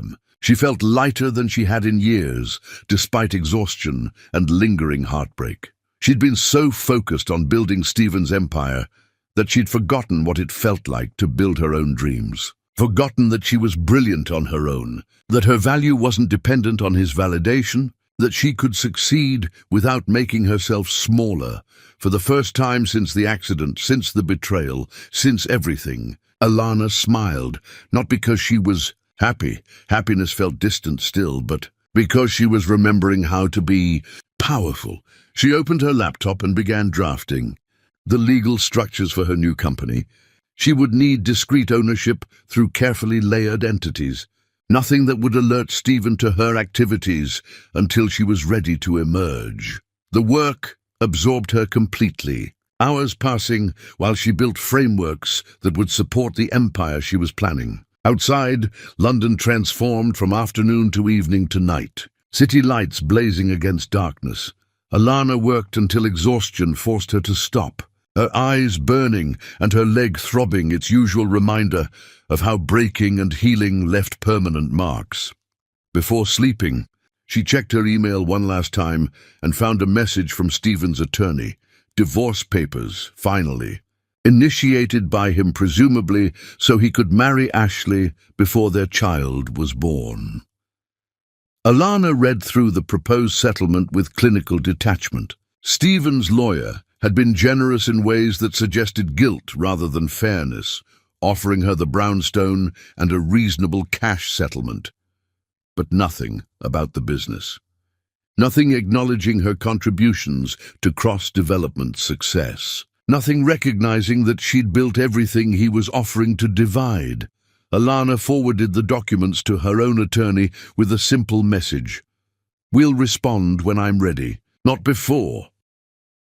Then she closed her laptop, turned off the lights, and let London's darkness embrace her. Tomorrow, she'd continue building. Tomorrow, she'd make more progress toward becoming someone Stephen would never see coming. But tonight, she let herself rest in the knowledge that she was no longer the woman who'd walked into that brownstone to find her life replaced. She was becoming someone else, entirely someone dangerous, someone free. Chapter 8. The Quiet Acquisition Cross. Development's collapse happened slowly at first, then all at once, the way buildings fail when foundations weaken beyond structural integrity. Stephen noticed the first signs during what should have been routine renewal negotiations with their primary investors. The Castellano Group, who'd been reliable partners for years, declined to continue their participation with language that was professionally vague but unmistakably final. We're reassessing our portfolio priorities. The representative said during a call Stephen had expected to be perfunctory. Cross-development no longer aligns with our investment thesis. What changed? Stephen asked, confusion and panic making his voice higher than usual. We've had an excellent year. The Sydney expansion alone should have... The Sydney expansion was impressive, the representative agreed. We wish you continued success. The call ended with polite efficiency that felt more insulting than open hostility. Similar conversations followed with other key investors over the subsequent weeks. Each one offered vague explanations about portfolio rebalancing or strategic refocusing. But the pattern was clear even to Stephen. People were withdrawing their support systematically. Ashley tried to help, her enthusiasm exceeding her competence in ways that made situations worse rather than better. She approached clients with cheerful energy that couldn't mask her fundamental lack of understanding about the complex financial structures holding deals together. Maybe if we offered better terms, she suggested, after another investor declined to renew their commitment. We can't afford better terms, Stephen snapped, stress making him cruel in ways he'd never been with Alana. The margins are already tight. We'd need these partnerships, not negotiations about terms. Ashley's face crumpled, her hands protectively on her swollen belly. I'm just trying to help. You don't have to be mean about it. Stephen immediately apologized, pulling her close. But the moment crystallized something he'd been avoiding. Ashley wasn't Alana. She was warmer, more emotionally available, better at making him feel good about himself. But she couldn't salvage failing deals or negotiate complex contracts or manage the 1,000 invisible details that kept a development company functional, all the things he'd resented about Alana's competence. He now desperately needed. The West Side project, the one Alana had structured with careful payment, schedules and contingency clauses, started experiencing delays because Stephen missed renewal deadlines. Buried in contracts he'd never read thoroughly, penalties accumulated, contractors threatened to walk, and the entire timeline threatened collapse. Stephen called his lawyer in a panic. Can we contact Alana? She'd know how to fix this. His lawyer's silence was eloquent. I'm not sure that's advisable given the circumstances, she finally said. And Mr. Cross, the divorce papers she returned, included some concerning language about business entanglements. You should review them carefully. Stephen hadn't reviewed them at all, assuming Alana would accept the generous settlement he'd offered and disappear gracefully. Now, reading through pages of legal language, he saw references to intellectual property rights and proprietary strategic frameworks and consultant compensation claims that made his stomach turn. What does this mean? He asked his lawyer. It means she's claiming ownership of business methodologies and client relationships she developed. She's arguing that Cross Development's current portfolio value is partially attributable to her unpaid consulting work. That's insane. She was my wife, not a consultant. Was she paid separately for business contributions? No, but did she sign any agreements waiving rights to intellectual property she developed? Stephen's silence answered the question. Mr. Cross, you should settle this generously and quickly, before she decides to pursue more aggressive claims. But Stephen's pride wouldn't allow capitulation to the woman he'd humiliated. Even as his company continued its slow-motion collapse, his parents visited one evening, finding Stephen alone in the brownstone office surrounded by papers he couldn't interpret and contracts he didn't understand. Ashley had gone to stay with her own family, needing space after another argument about Stephen's stress levels affecting their relationship. "Where's your wife?" his mother asked pointedly, still unwilling to use Ashley's name. "She's not my wife yet, and she's at her parents'. Morning sickness has been rough. I meant your actual wife, the one who built this company you're running into the ground." Stephen's jaw tightened. Alana left. She made that choice. You humiliated her publicly and expected her to stay. His father's voice carried disappointment that cut deeper than anger. "Son, I taught you better than that. You don't understand what our marriage was like. I understand you had a brilliant woman who loved you enough to pour her expertise into your success. And you threw her away for someone younger and more impressed by mediocrity. His mother's directness was brutal. And now you're losing everything she built because you never learned to value what you had. His father pulled out a folder of documents. We've been reviewing the company finances. Without Alana's management, you're bleeding money in ways that can't continue. You need to sell or restructure, probably both. I'm not selling. This is my company. This was Alana's company. You were just the face of it. His mother's words landed like verdict. And now that face isn't enough. After they left, Stephen sat in darkness reviewing the evidence of his own incompetence. Every successful deal had Alana's fingerprints on it. Her negotiation strategies, her risk assessments, her relationship management. The company wasn't failing because investors were being unreasonable. It was failing because the person holding it together had left. Desperation drove him to try calling Alana, but her number went straight to voicemail, the generic message offering no comfort. He tried emailing her, messages that started professional and devolved into pleading. Alana, I know things ended badly, but we need to talk about the Henderson contract. Please, the Castellano group won't return my calls. Did you speak with them? I'm sorry about everything. I'm sorry for hurting you. But please, the company is in trouble and I don't know how to fix it. None received responses. Ashley returned after a week, her belly even more pronounced. Her patience with Stephen's stress noticeably thinner.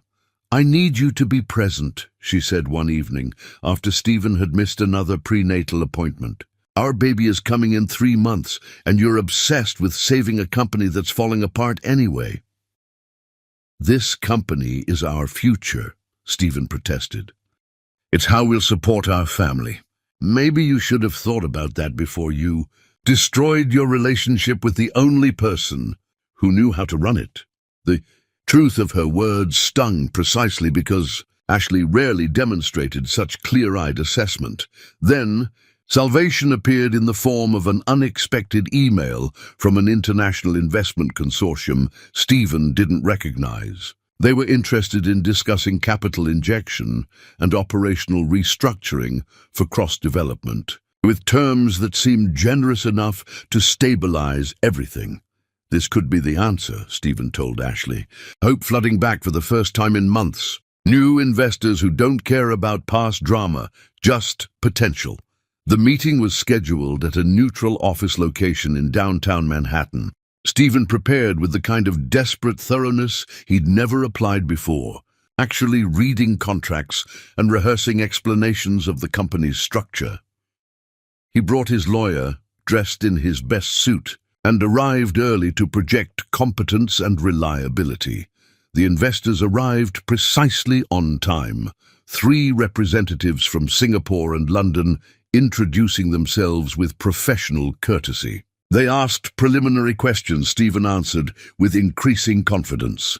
Then the door opened one more time, and Alana King walked in, transformed in ways that made Stephen's breath catch.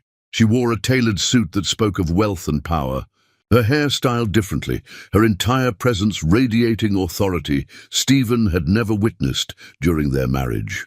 She moved without any trace of the injury that had nearly destroyed her, commanding the room's attention simply by entering it.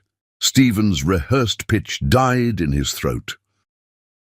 Alana took her seat at the head of the table with the ease of someone who belonged there, who owned the space through sheer force of competence. She greeted the other investors by name, discussing international market conditions with the familiarity of colleagues rather than strangers.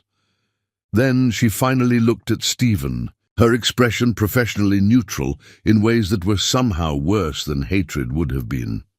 "Mr. Cross," she said, her voice carrying none of the warmth he remembered. "Thank you for joining us. Shall we begin?" Chapter 9.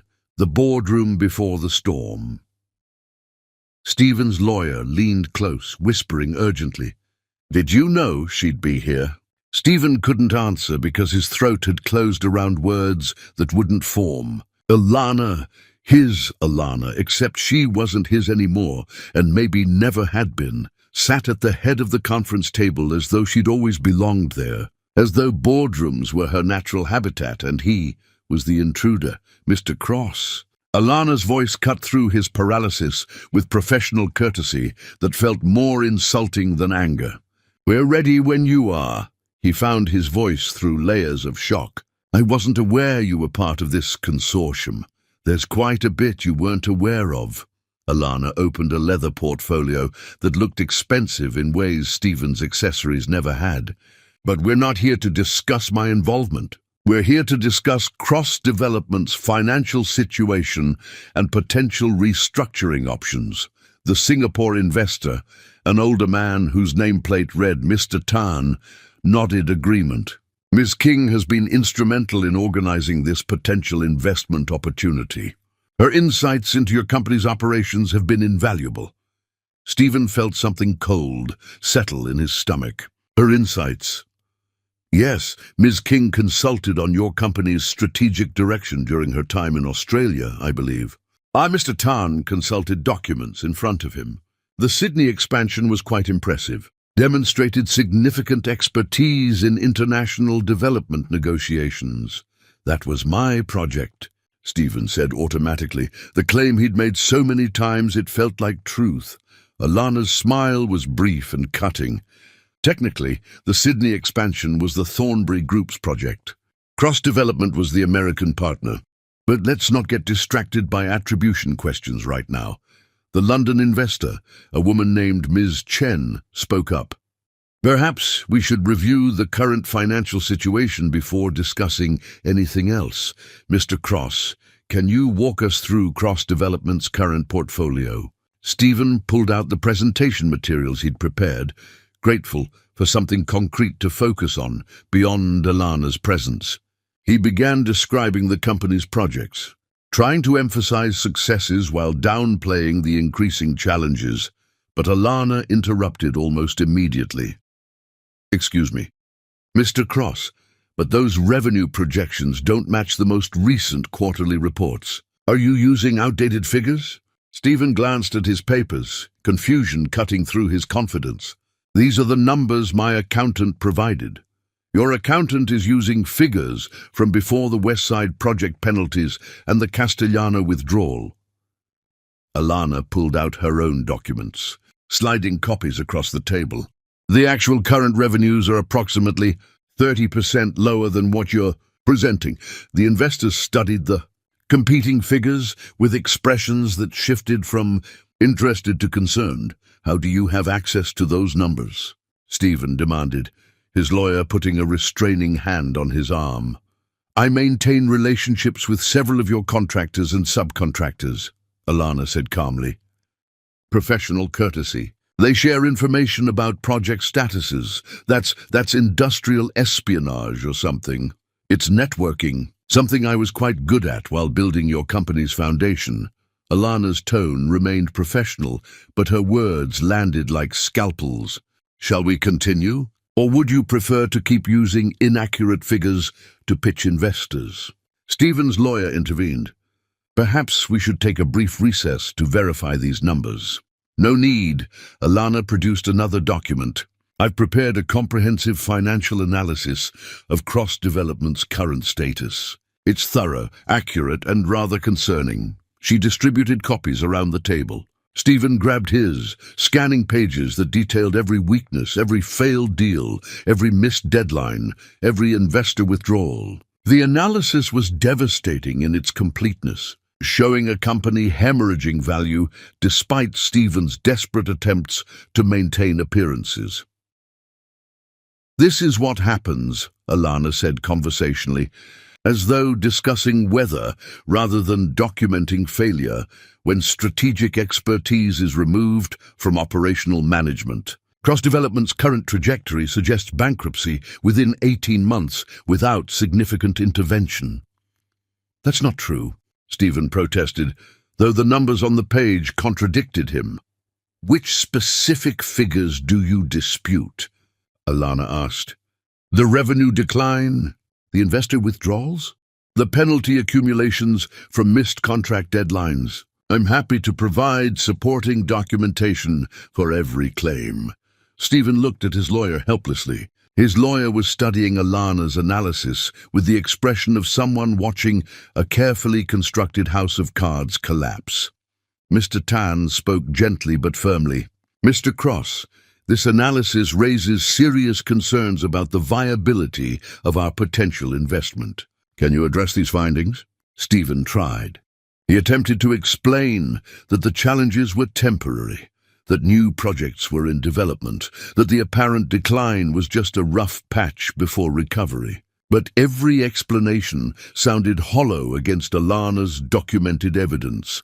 The London investor asked about specific contracts Stephen couldn't explain in detail. The Singapore representative questioned financing structures Stephen had never fully understood. Each question exposed the fundamental truth. Stephen had been the face of cross-development, while Alana had been its brain.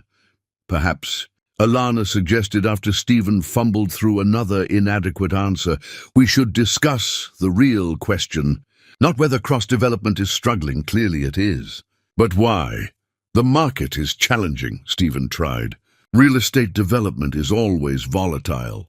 The market is fine. Your competitors are thriving. Alana pulled out another document. The issue isn't market conditions. The issue is operational competence. She projected something onto the screen at the room's end, a comparison chart showing cross-development's performance against similar companies. The decline was stark, beginning almost precisely when Alana had left for Australia and accelerating after her return. Interesting correlation, Alana observed.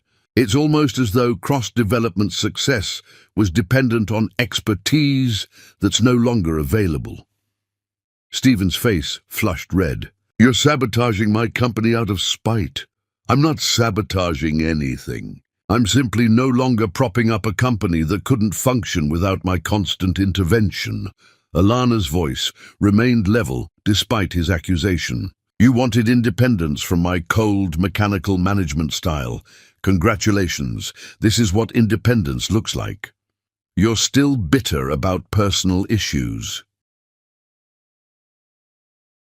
Mr. Cross, Alana interrupted, her patience clearly wearing thin. I'm not bitter. I'm realistic. And right now, the reality is that cross-development needs fundamental restructuring to survive. That's not spite. That's just math. The investors exchanged glances that suggested they'd heard enough. Ms. Chen closed her portfolio with decisive finality. Ms. King, perhaps you could outline the restructuring proposal you mentioned. I believe we've heard sufficient information about the current situation. Alana nodded, gathering her materials. Before we discuss restructuring, there are some ownership complications we need to address. Legal matters concerning intellectual property and proprietary methodologies. Stephen's lawyer tensed visibly. What do you mean? Mr. Tan asked.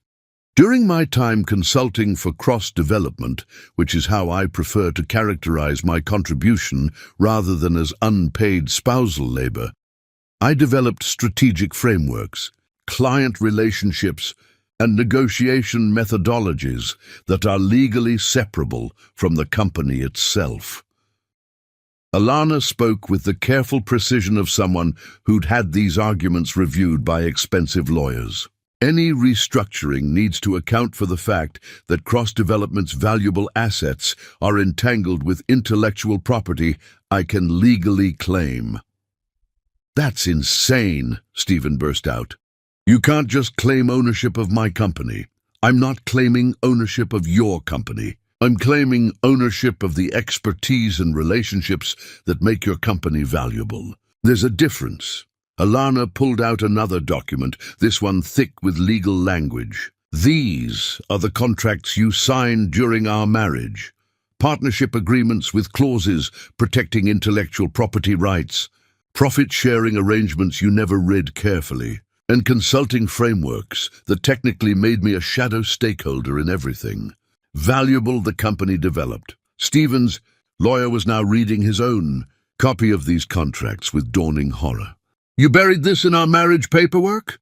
Stephen accused. I included standard protections in our business collaboration agreements. You'd signed them without reading because you trusted me to handle the details.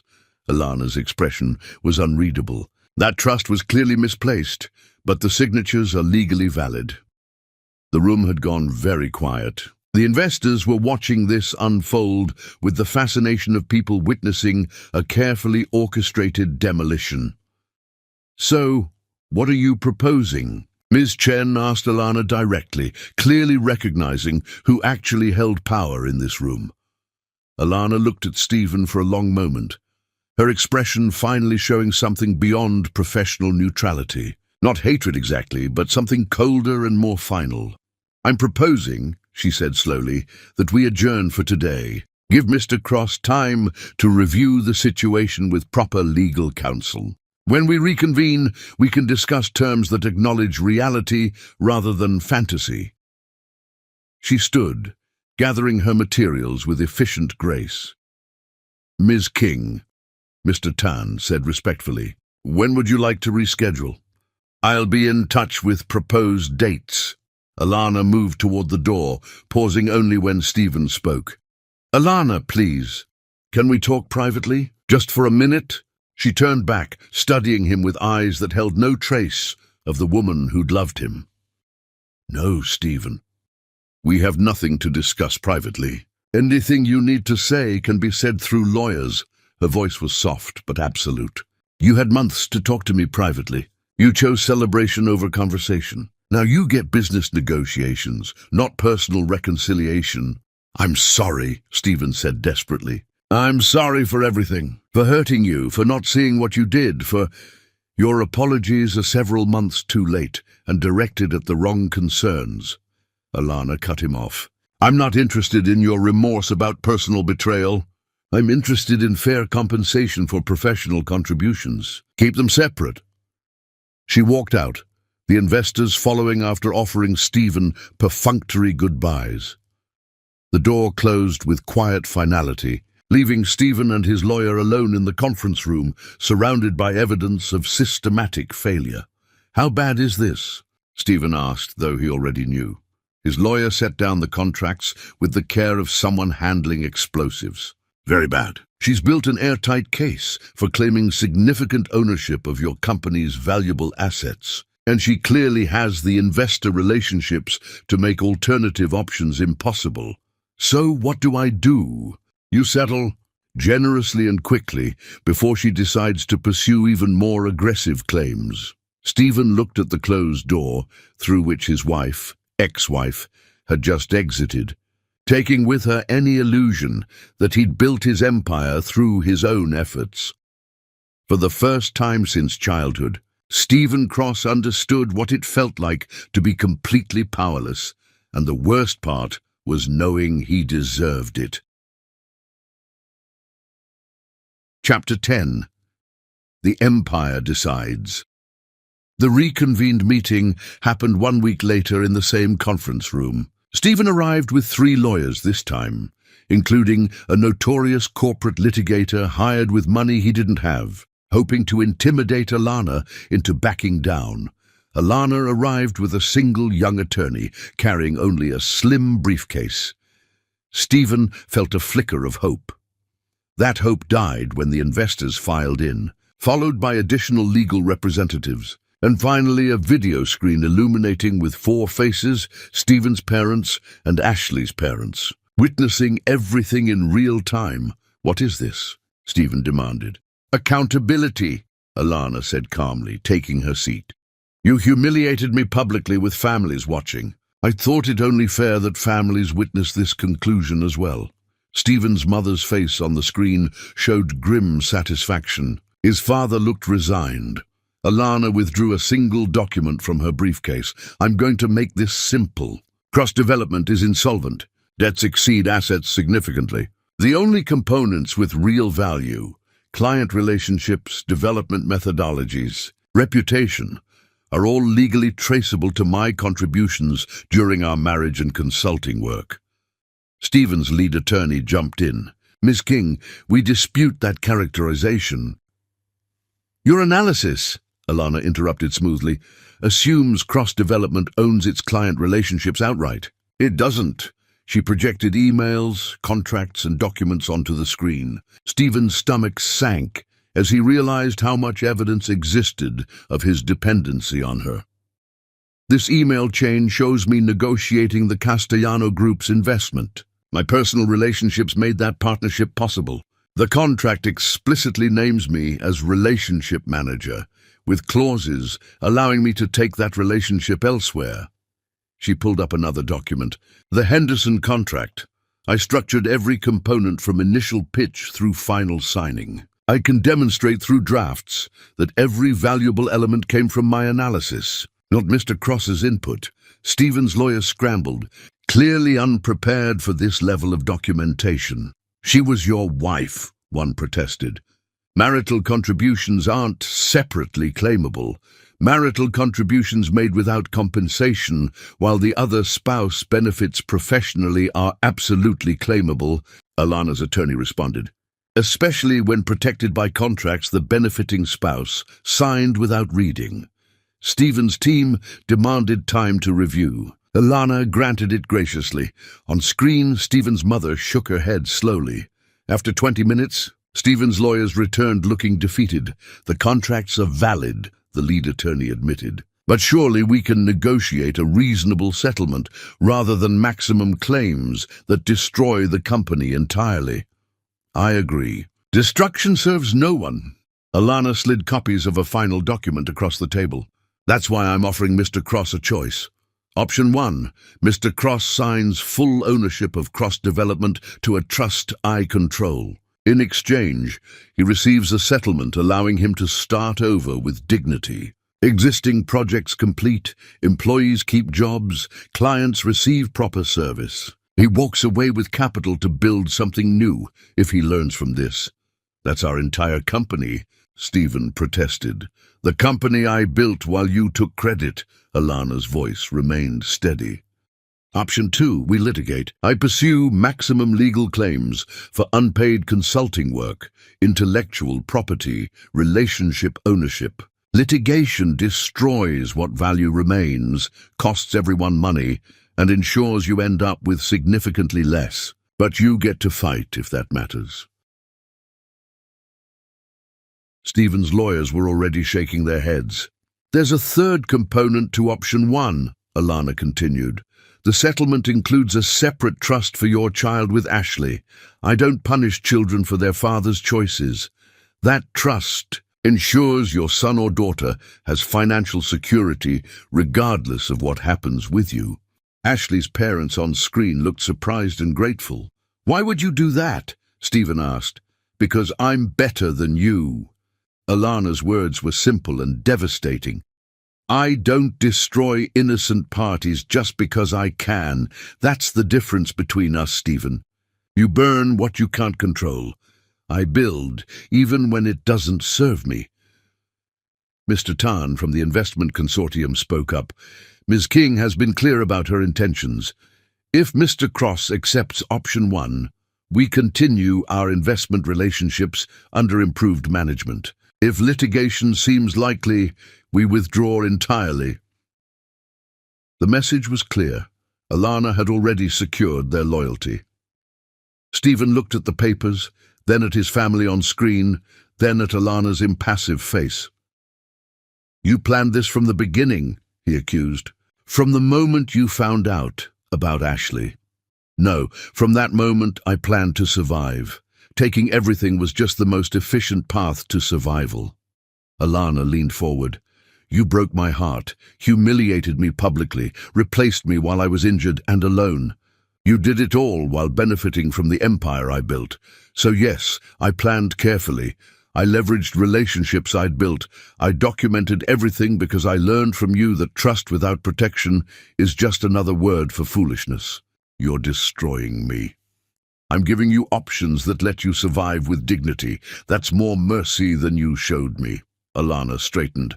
Sign the papers or don't, but decide now. My patience is exhausted. Stephen's lawyers huddled with him, their whispers urgent and defeated. We need time to review. No, Alana cut him off. You've had a week. The contracts are straightforward. Mr. Cross either accepts accountability for what he took from me, or we proceed to litigation that benefits no one. Decide now." Silence filled the room, except for ambient noise from the video conference. Stephen looked at his mother on screen. She nodded once. Sign. He looked at Alana, trying to find any trace of the woman who'd loved him. She looked back with eyes holding nothing except professional resolve. "I was wrong," Stephen said quietly, picking up the pen. "When I told you that you were cold and mechanical, that you cared more about work than our relationship, I was wrong. You were never cold. You were surviving a marriage where your competence was resented instead of valued." He began signing. "I destroyed the best thing in my life because it made me feel small. That's not your failure, it's mine." "Your self-awareness comes too late to matter," Alana said. "Sign the papers, Stephen." He signed each page, surrendering pieces of identity he'd never actually possessed, just borrowed from her expertise and called his own. When finished, Alana collected the documents with efficient finality. "The trust transfer completes within 48 hours. Your settlement arrives within the week. The separate trust for your child will be established simultaneously." She stood, gathering her materials. "Employees will be informed of management transition with assurances their positions are secure. Clients will receive personalized communications about continuity." "What happens to the company name?" Stephen asked. "It stays cross-development. I'm not interested in erasing your family legacy, just claiming what I built." Alana moved toward the door, pausing for her final words. "You asked me once what I wanted.